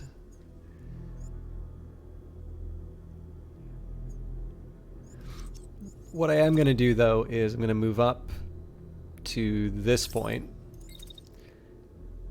And then I'm going to finish with a dash, just in case the rocket makes it here in time. So the next question is, how close can I get my other machine gunner? Okay, so that takes up about half. No, that's not even close to half. What am I saying?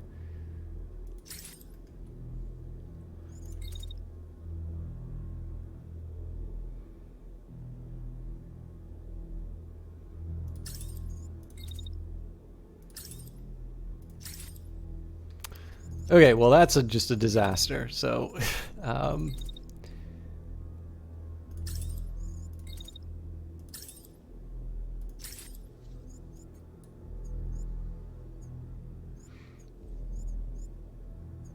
that's a disaster across several dimensions. So, I'm going to settle for just walking them where they need. Well, okay, I can walk them a little bit and then I can jet them again. Again, it's just kind of seeing heat as a resource that I can use up. So yeah, this is definitely the unit where I should not be scared about low heat capacity. So really, if anybody's going to be making stuff happen, it's the Sleipnir. So, oof.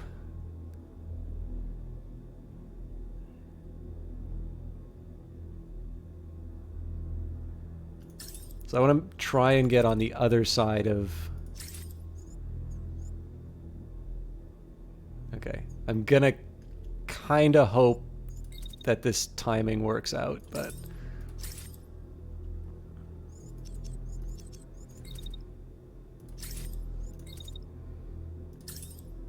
Okay, slightly better for range.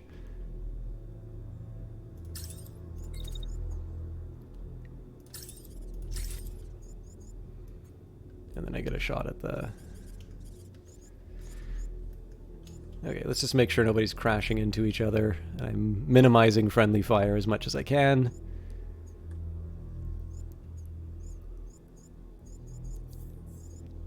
I could have sworn I saw like a yellow puff, but I think it was those red lines. So I'm most interested in the speed of the missile.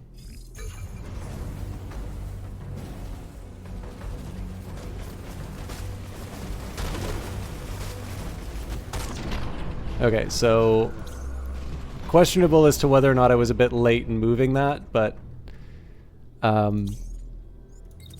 it also could have been worse for all I know. So, oh, that's a live tank. Sorry, so there's multiple. Yeah, makes life a little inconvenient for me here, but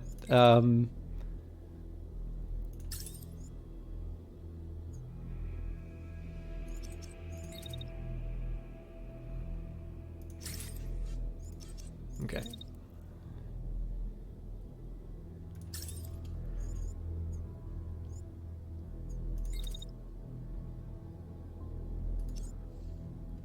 So here's what I think I'm going to do. I'm just going to dash around and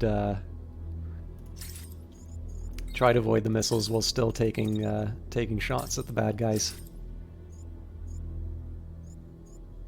It looks like they're doing the same trick. Okay.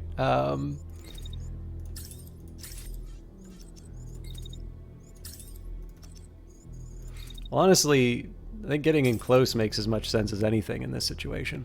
The bigger question is how do I handle the rest of my crew? So this thing's going to be firing with 420 strength. Now, one possible option available to me is just to blast it into, you know, into oblivion. Hope for the best.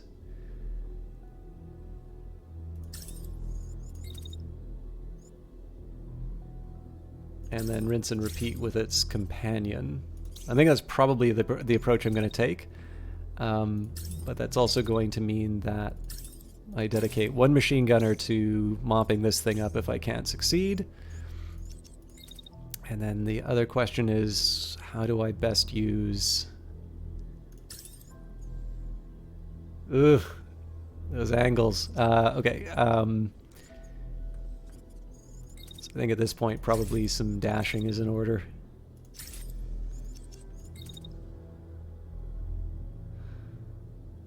Yeah, this unit's just completely late to the party, but they can probably hop up onto a building. But we can do better than that. Just give me a vantage point for next turn. So I don't like this much prep on what should be an easy enemy, but we'll see how it all turns out.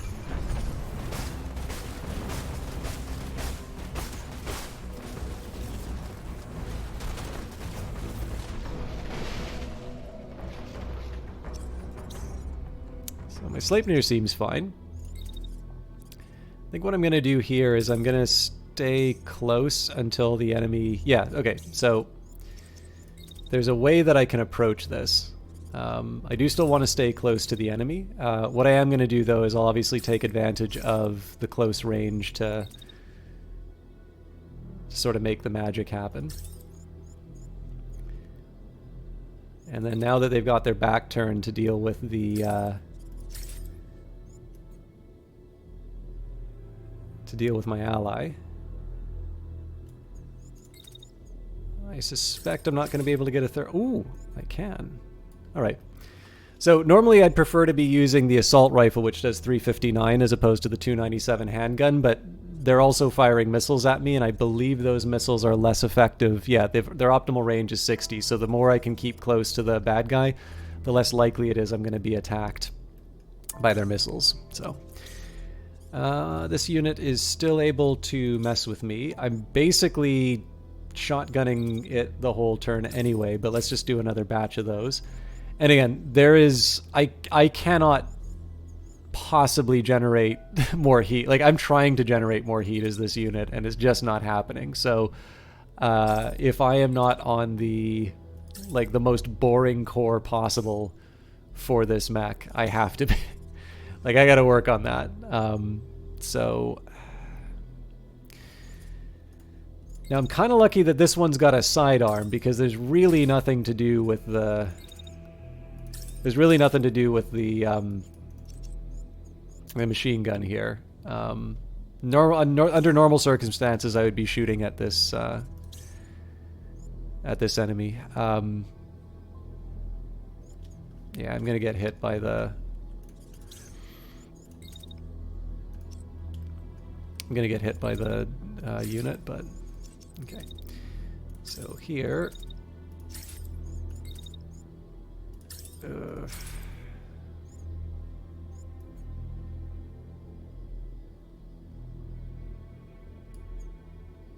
I have a feeling this is going to translate into an overheat, but let's see how it turns out.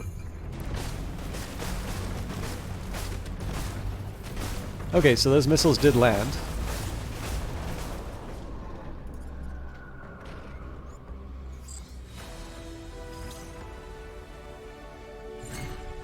That was kind of straightforward. Maybe we'll leave that. Maybe we'll do another round.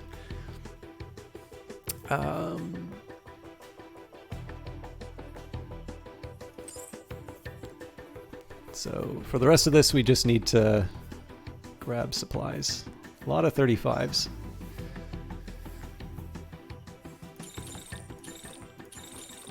Oh, that's easy. To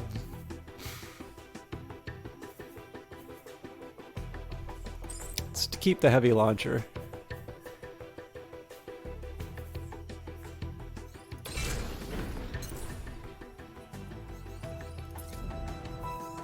Right, we gotta heal first.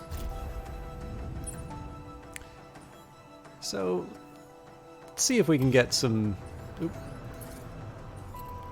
See if we can get some goodies from the convoy.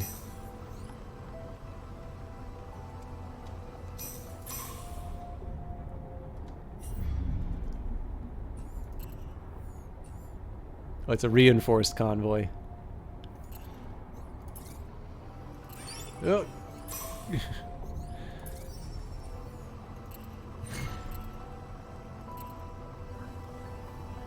I don't mind messing with the enemy, but like, you know, I'm not gonna go chasing down something that can deliver a bit of a punch. Okay. So I think I was working on... So I think I'd made the mistake where I liked the idea of energy generation, but it was actually the capacitors that I was most interested in. So this does take uncommon components, but I've got quite a few of those at the moment. So we'll add one of these, and we're basically out of scrap. But again, more power is acceptable to me. So now this is kind of neat to see this sort of a game where we're trying to find all the locations in the region. Okay, masses don't work here, I don't think.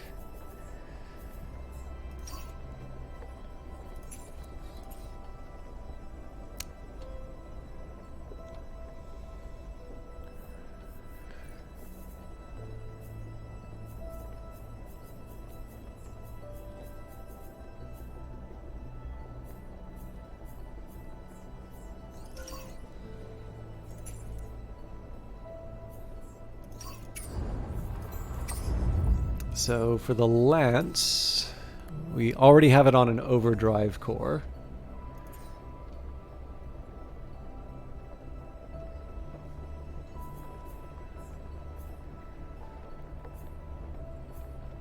So at the very least, a passive heatsink will help here.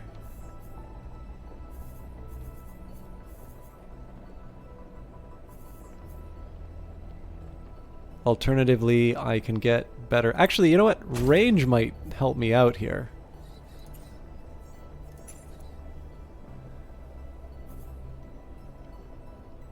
Okay, so heavier legs, but also more powerful. You know, my speed might actually go up because of the power.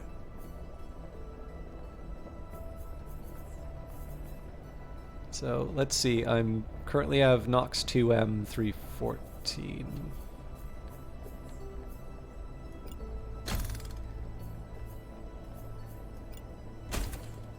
Okay, so it goes down, but it doesn't go down by much, so I think I am going to live with those legs. So normally I'd consider something like hydraulics, but in this case here, I'm actually kind of happy with the reactor. I think that's more in line with what I want to try and do with this mech.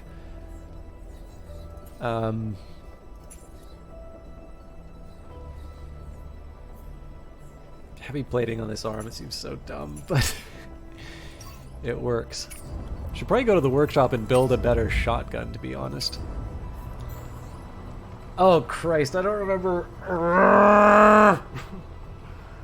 which is the one that was having problems. I guess it was the... Yeah, the... No, it was the bull that was overheating a bit.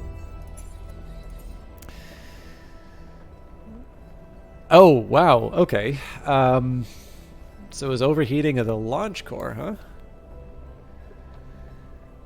Well, I can try a charge core, but is there a way that I can get that speed back? So we'll downgrade it to a Logie. Didn't really get me that much though. Okay,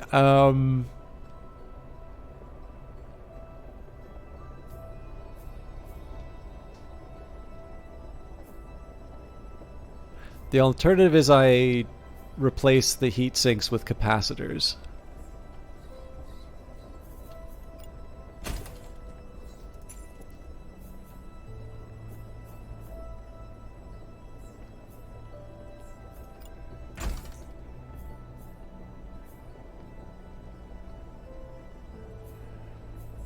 Yeah, the rest of this is really just going to be about repairing the...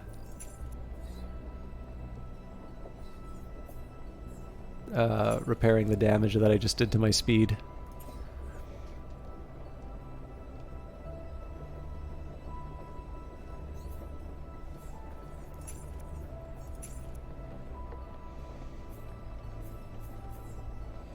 Well, let's see if we can make this work.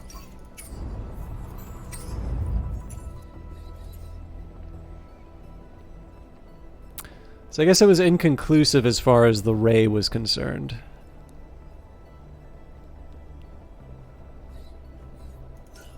This is the one that took like forever to fire, right?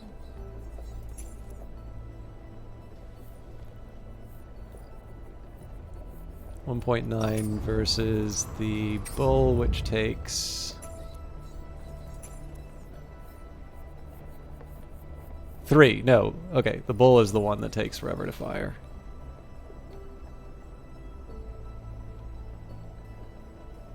Okay, am I going nuts then?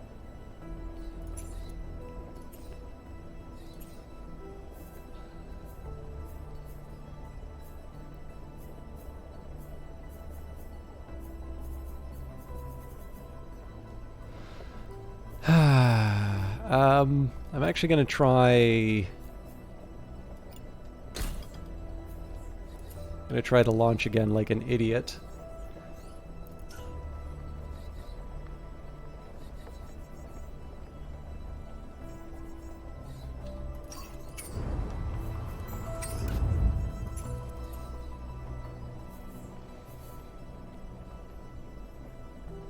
This one I'm definitely going to try a charge core just because this thing's already moving so fast. And I can probably afford to throw some hot rods on him.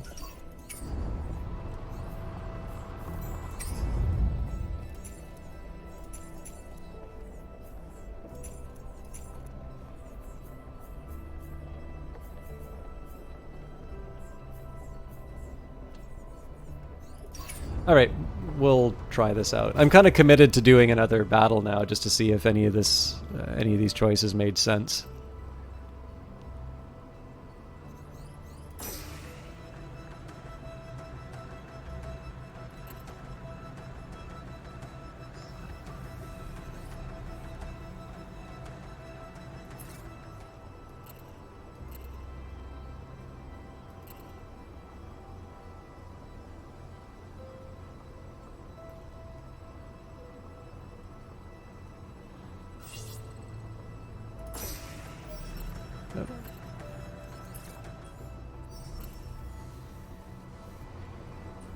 There's something there.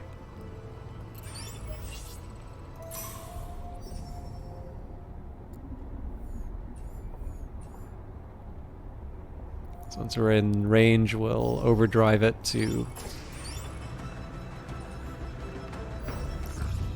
Gear up! At your order, the base flies into action and prepares for a fight. An engineer sprints towards the bay to check on the guns, passing a scout relaying combat data through the radio. There is shouting everywhere. At your side, someone's leg bounces up and down, boot heel tapping on the grate. Okay, so this is suggesting that it's going to be a hard fight. Threat 208 versus R136. We're against level 4 reserves. And there's a lot of them. Some of these are going to be turrets, but just look at, like, it's dotted with with enemies here. So I better hope I didn't screw up my my loadouts too much.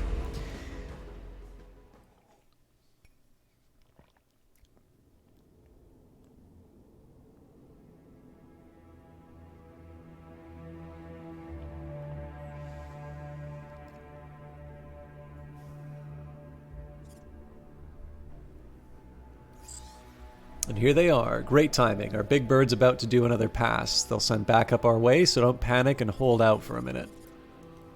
Okay. So I didn't really pay attention to the reinforcements. This could wind up being... a tough one for me. Okay, so we've got assault rifle with a compact... Let's start with the mechs first. So we've got 2 mechs... heavy launcher and a shield, assault rifle, and a compact launcher. We've got an assault rifle and an autocannon tank. So there's 4 here. There is a heavy launcher. Okay, so this actually is pretty inconvenient for me because this is somebody who's going to be sort of dropping long-range attacks on us, and we don't have an immediate path to take them out. So we've got 2 here, we've got 4 here, so that's 6 enemies in total. And I did count a turret or 2. It's like a total of 3. Okay, yeah, I mean this is a meaningful force. They really like using missiles on me. So there's like one argument I might have made for a strategy would be to sort of hide in the woods and engage them at a distance. But that actually works well. That works to their advantage as far as the rockets are concerned. So the approach I'm going to take here, one's going to be about shotgunning the tank to death.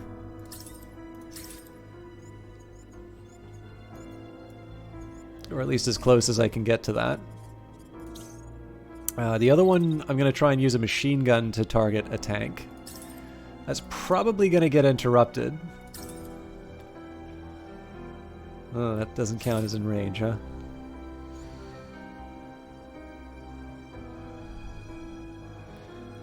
Okay, well... The real question now is with this unit, so if I dash them, I'm trying to see if I can get more than one machine gun attack in.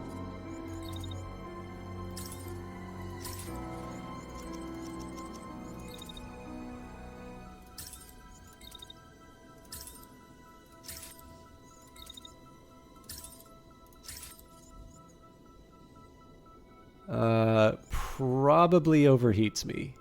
Oh, but just by a little.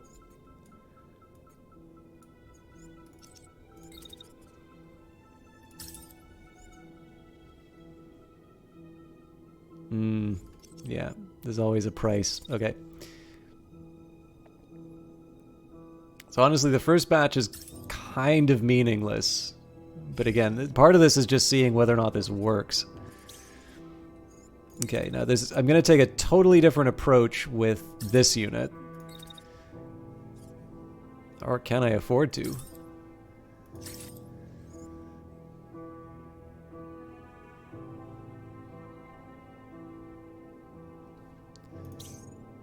Okay, so they're going after me with the assault rifle.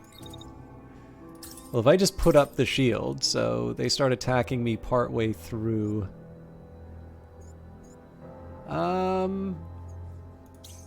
I think I'll try, but I'm gonna... Oh, yeah, no, that makes sense, because they're not firing their missile at me. Okay, not exactly how I planned on working with that one, but I don't hate it. So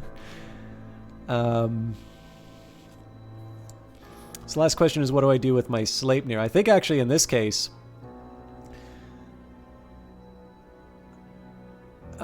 I don't think it's the worst thing to go aggressively on one enemy mech. The question is, can I actually pull it off? Looks like I'm running into the side of a wall half the time, so... Okay, better question. How do I get... Okay, fair enough. So we'll kind of approach this in reverse order. Ask what attacks I can do on my way. Oh, but and then I bonk my my ally on the head for good measure, as one does.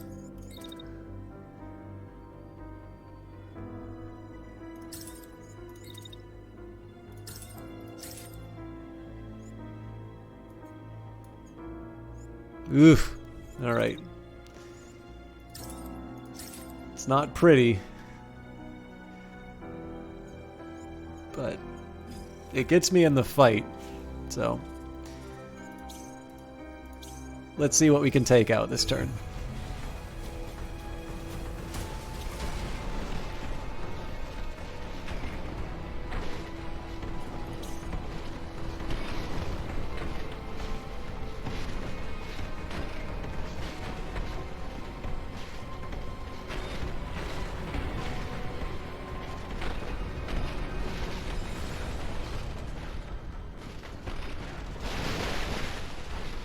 These things are gonna murder this guy.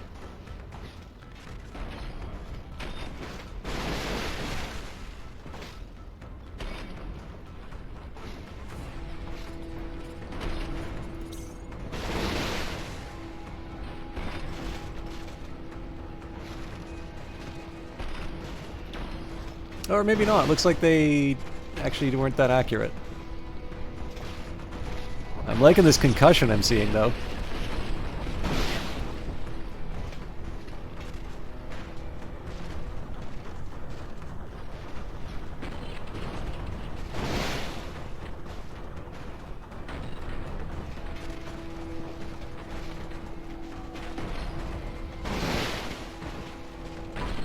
Beautiful. So we knocked out the pilot before. Okay, so this is definitely a combo that I'm going to want to keep in mind for future. If I get both of these machine guns targeting a unit, it's possible that I can take out the pilot before they become a problem. So, next thing I need to worry about is where are the missiles going to be coming from? That's going to be a big, kind of a big decider of a lot of actions that I'm taking this turn. Now, first thing I want to do, clear out the tank. So missiles already hit my unit. We've also got enemy attacks. Basically everybody wants a piece of this guy right now. So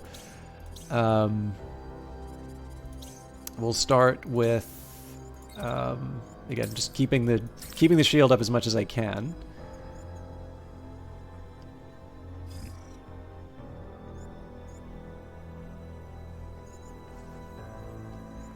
But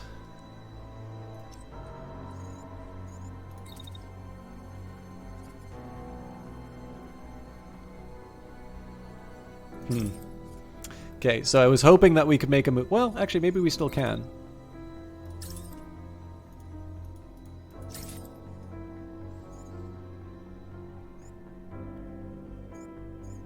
Yeah, I guess I'm shooting through his ally a little bit there, but okay.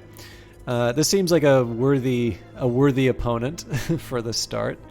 Looks like the missile is going to be heading towards the Sleipnir next. Nope, that is a shield. Okay, yeah, so it's the end of the turn, but otherwise we're safe. Okay, and then they fire the shield. Okay, well, the missile at me. Okay, that's fine. In this case, I just can sort of stand and deliver, it looks like.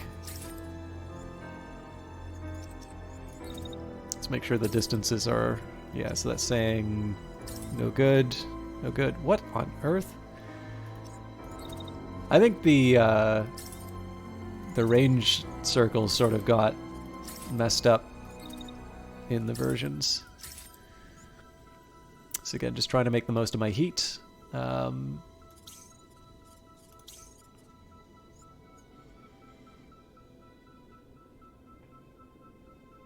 So I've actually got a bit of an idea about how to handle this. So we wait and we get my shots done. Now this thing's going to be firing, okay, heavy launcher after me. So I have an idea about how to work with this. So I've got multiple units that are going to be targeting me with missiles. So what I do here is I move up. And right when they're doing the missiles, I just use my dash. So basically, this is sort of maximum missile towards me. Now, one thing that's unclear is I'm moving right towards the barrel of this gun. But I'm kind of running on the assumption here that... I'm kind of running on the assumption that this is going to, I guess, work, for lack of a better term.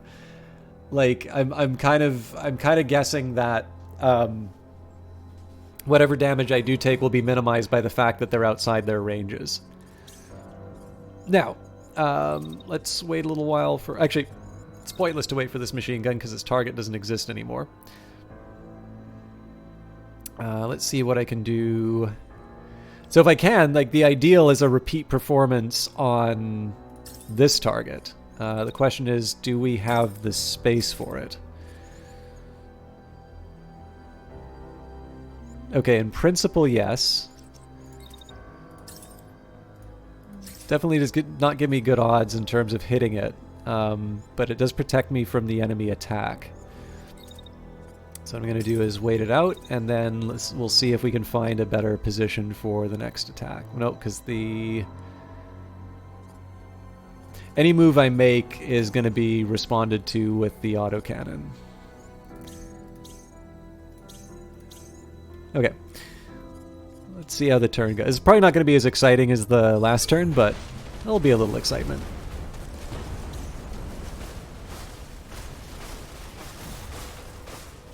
Okay, that's a thing of beauty. So this guy ejects because he's got nothing else to do.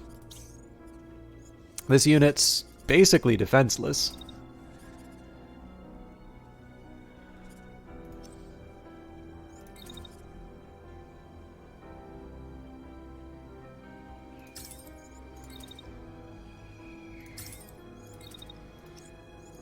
So I'll try and make the most of my heat while I can.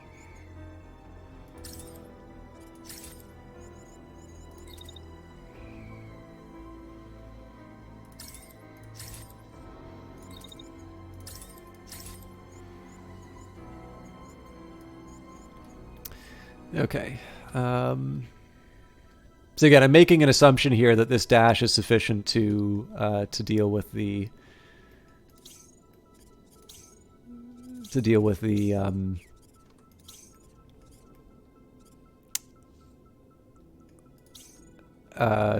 rockets coming in. If it isn't, then I'm in trouble. So I don't really like being on tank cleanup duty, but I actually think that's not a bad role for this unit to take right now. Maybe if I dash back.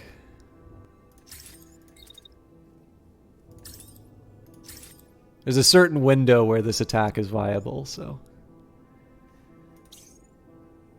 Ah, okay, that complicates things.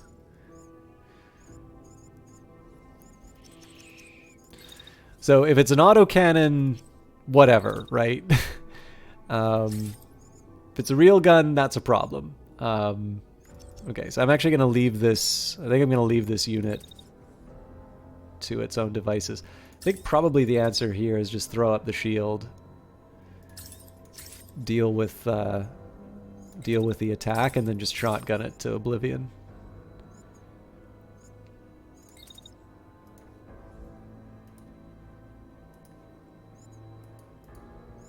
Oh, come on.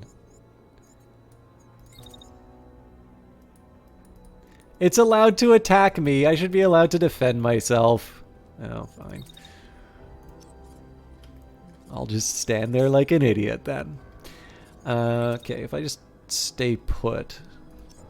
Okay, maybe scooch over a little bit. So again, this is kind of pointless because of the range, but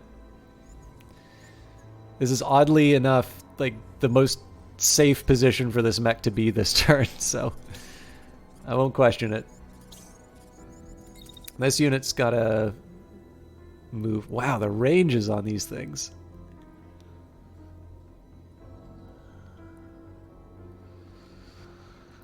Well, it's actually kind of an unexpected little problem to have.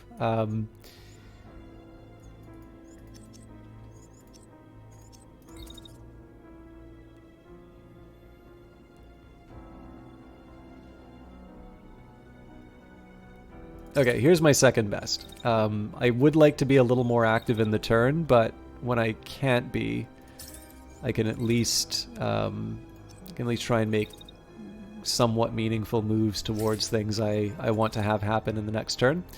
So in this case here, I'm just positioning myself to deal with this unit next turn. So I was originally a little more worried than I should have been at the start. It actually turned out to be a pretty decent round for me.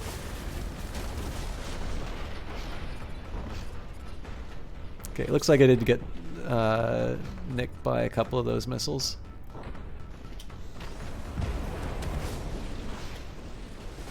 It was actually kind of fun to watch them zip around. So that's all going straight into the into the shield. That doesn't really mean anything.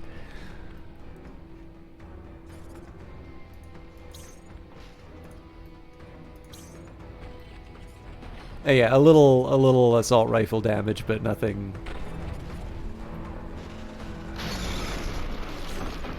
catastrophic. So I would have preferred not to have taken out that shield, but I got to do the damage where I can, right? So it seems to me like this is just, at this point, like I just got to get to an optimal range and fire with the assault rifle. Like I'm not under threat here. As long as I've got the heat for it, I should basically keep firing.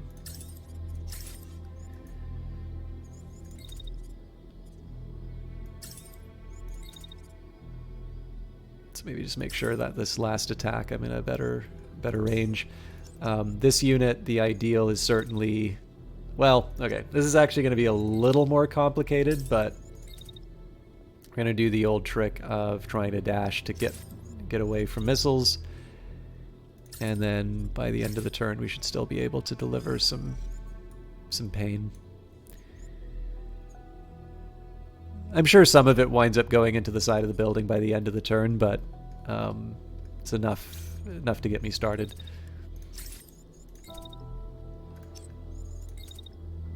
Excuse me. So again, this is an assault rifle. I kind of want to take this attack seriously.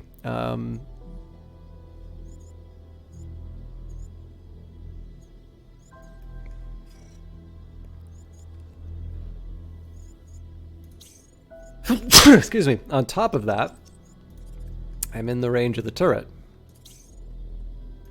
Now, it's not drawing a line to my character, which I am a little perplexed by, but... Ooh. Definitely want to keep an eye on the damage Joan Watson's taking.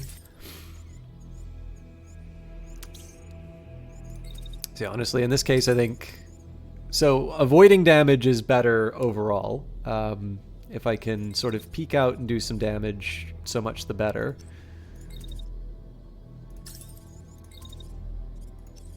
You know what? This doesn't have to be hard. I'll just hide behind the building and let my machine gunners do their thing. Yeah, so we split the Phantom Brigade, you know, one on the mech. This is probably not going to fall this turn. Obviously, if we could get the combo machine guns to take this thing out through concussive damage, that would be best. In this case here, I'm just sort of relying on a dash to save me from the missiles, and if it doesn't, I'm in for some pain.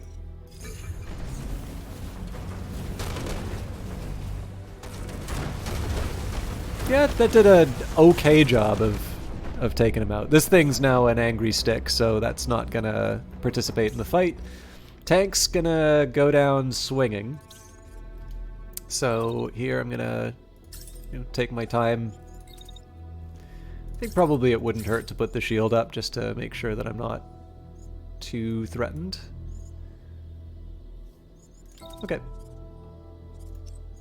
So once the attack's done, I definitely want to get into position for retaliation. And then there's there's a pretty important step here. Now it's important to remember this unit only has a handgun. It doesn't have a, it really doesn't have a means of attacking. Like, so normally with my machine gunners, I just kind of stay put and fire and then put up a shield to protect myself. This unit doesn't have that option. So one thing I can try and do is just like walk to safety. Too slow to do that. So if I dash and move, I can probably get to a safe spot. Like, it looks like it's a straight, yeah. So I might want to finesse this a little bit. Unfortunately, it seems like I'm not really able to contribute much this turn. Not so sure why it's yelling at me over this distance.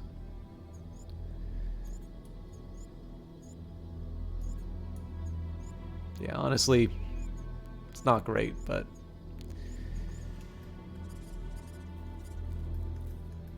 Okay, so the rest of this is just a question of getting our people in the right spots to take out the tank. And honestly, in this case, this is probably a multi-turn sort of a deal. Okay, well, I'd rather not cook cook my pilot, so we are going to stay put. So this is actually interesting. I don't know if this is something they've changed in the level design or if this is just the particulars of this level, or maybe I'm just doing something different. But I'm actually noticing here that I'm having to work around the turrets more, and that's not something that's not really something I worried about. So again, this is more just an observation in terms of how the game is developed. And again, it may just be that I'm taking different approaches, but I'm actually feeling like the turrets sort of have some teeth. Like I'm giving up something by leaving the turrets up. I used to ignore the turrets just because I knew I'd be able to end the encounter by eliminating enemy units. And clearly I've been ignoring the turrets, but the turrets have been getting some free hits on me as a result of that.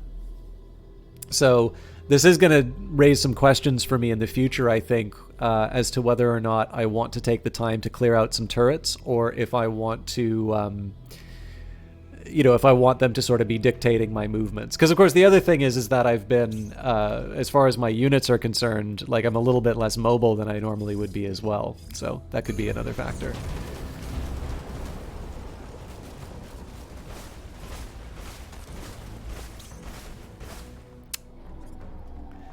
Not enough concussive damage. Oh, well. And they're not ejecting. All right, well. We know how we handle this.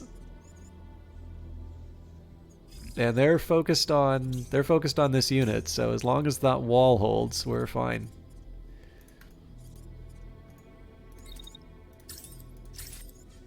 Okay, there is a limit to the amount of heat that this thing can...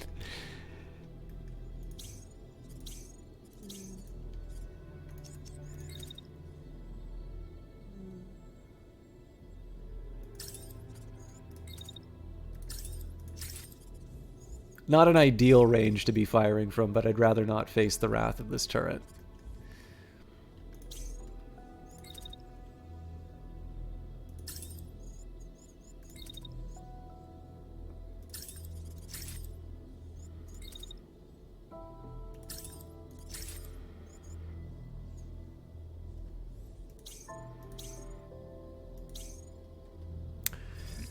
Yeah. I don't mind this unit sort of staying put.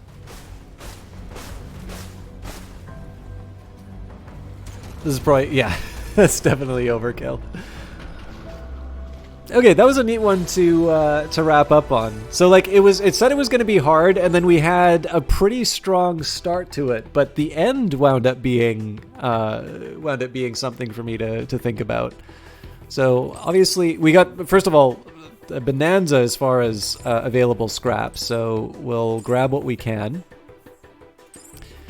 And then I think the rest of this is just sort of scrap the cheap stuff first, and then prioritize. Actually, can we?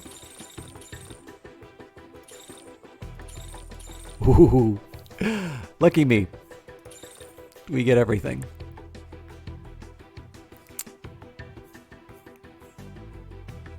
Again, my default is just to take the high quality. So like the Asgard is something that's new for us, but generally I tend not to use any grays, so I might as well just, I might as well just sort of acknowledge it and not even pretend that I'm going to consider it. So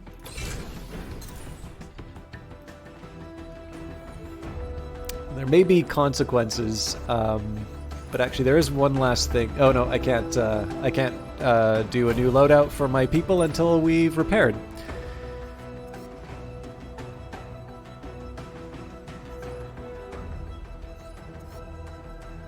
I should have paid attention to the. I didn't even think that we could liberate the province right now. Maybe I should try that at the start of the next stream. Anyways.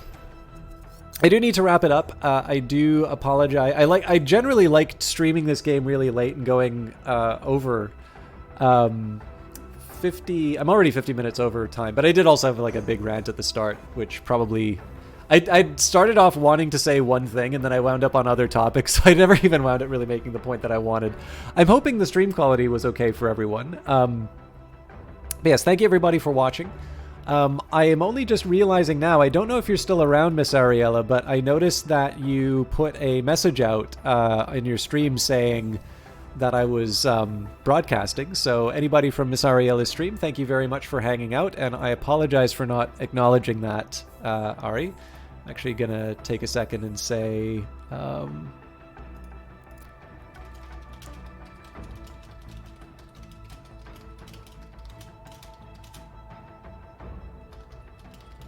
Olaf, thank you very much for hanging out.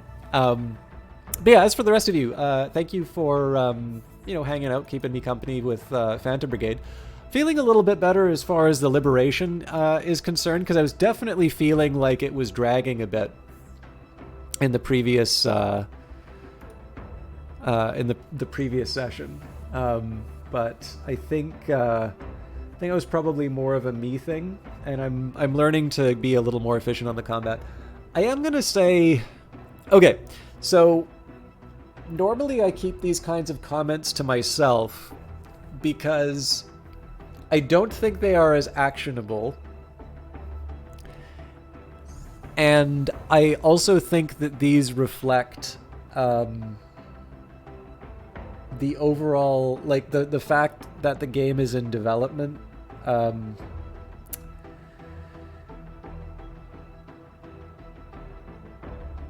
So, like, the thing is that what I'm about to say, I'm not 100% sure I would recommend any kind of a change based off of it, which is why I'm really reluctant. But I'm going to say, for lack of a better term, like, again, this is such an inarticulate thing for me to say, and I apologize in advance, but, like, the game feels a little easy. And this is something I was a little unsure about in terms of the rescaling the levels for the provinces. So I think the intention of the provinces, like, I think it makes a lot of sense that I don't need to grind through, like, level 1 province, to get to wherever I want to go. But, like, even the encounters that the game have said would be very hard, I've sort of drilled down into pretty manageable encounters. It is true that definitely by the end of sort of the tutorial province, I had to spend some time getting the more repair gel. And the thing is that when I say this, I also know, like, the next pilot I lose, you'll never hear the end of it, right? I am going to be complaining so loudly about how unfair it was for me to lose that pilot, and oh my god, what the hell are they thinking and making all of this? So, like, this is why I'm really reluctant to say this sort of stuff. But with that in mind, like, I'm just kind of trying to think about the last time I was sort of like, ooh, like, I'm really not sure how we're gonna get through this. Because, like, I can remember previously I had a situation where I'd, like, lost some pilots either to unconsciousness or death, and I had, like, one heavy that just proceeded to go ham and, like, wipe out an enemy brigade, it felt like. And I don't know if this is just I've gotten better at the game, or because I'm not trying variety, or exactly what it is, but it's been a little while since I've sort of felt like I've faced sort of this overwhelming like, I remember the capital battle was really unique and really interesting because I sort of felt like I threw everything at it. And I think the reason why I bring that up is I think possibly the reason why I sort of felt that the liberation was a bit of a drag was because of the number of individual battles that I was fighting, where it was always 2 mechs, 2 tanks, and I more or less had my pattern down for that, even though, like, this, like, the mechs that I'm fielding right now are, like, one of them is really just all the spare parts that I had available. I'm sort of feeling like those aren't necessarily posing a very large challenge to me, and I think that's the reason why I sort of felt that the liberation might have been longer than it was.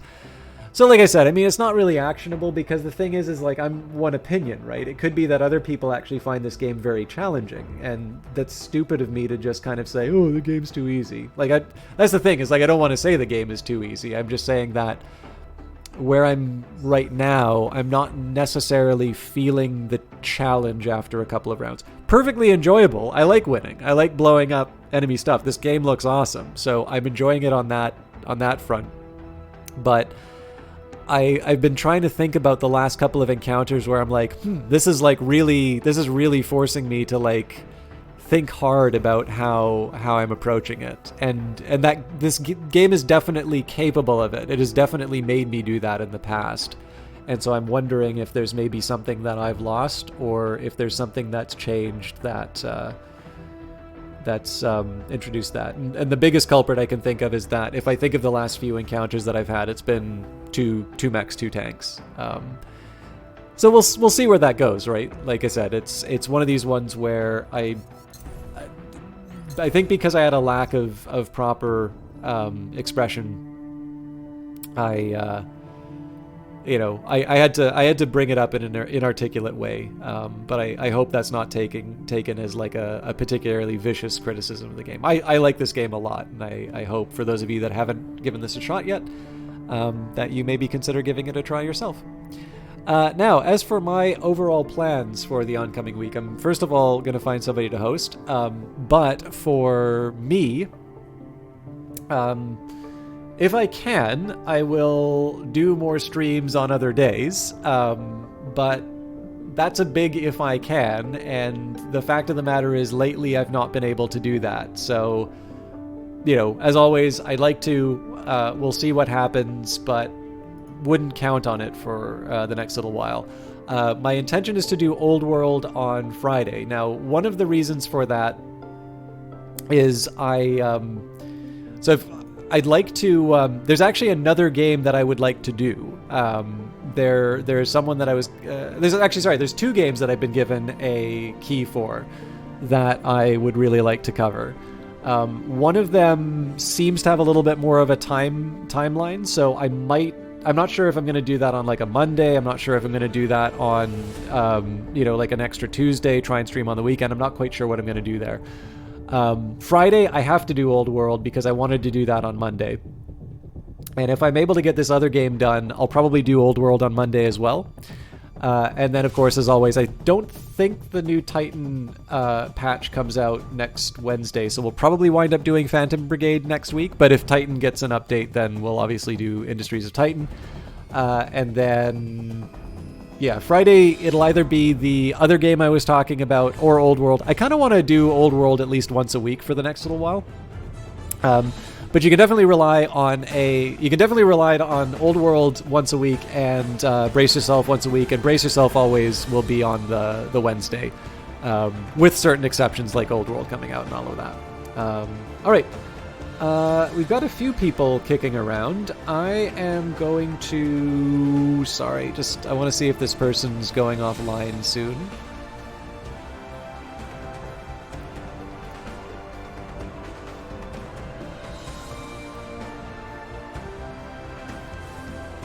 Kind of looks like they're wrapping up, so I'm going to host Ponce tonight.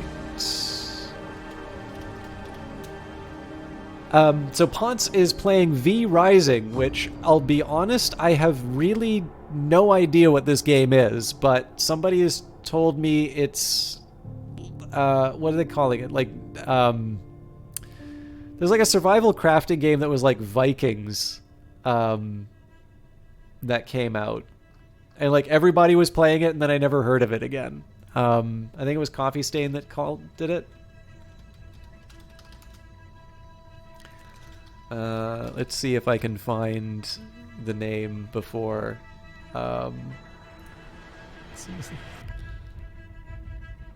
Valheim. So I've heard that apparently it's like Vampire Valheim. I don't know if that's true or not.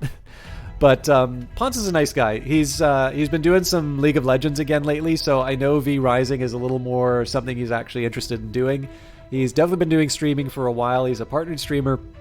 Very relaxed guy, so it's a different type of game. I should have checked to see if anybody was doing Phantom Brigade. There is not. Okay. But yeah, please treat Ponce well. I'll see, hopefully some of you on Friday for more Old World. For those of you who are here for Phantom Brigade, I'll see you in a week. And for those of you who want to see something new and mysterious, maybe Monday, or maybe it's just more Old World. We'll see where we're at. Either way, have a wonderful evening. Thank you for watching. See you in the next one.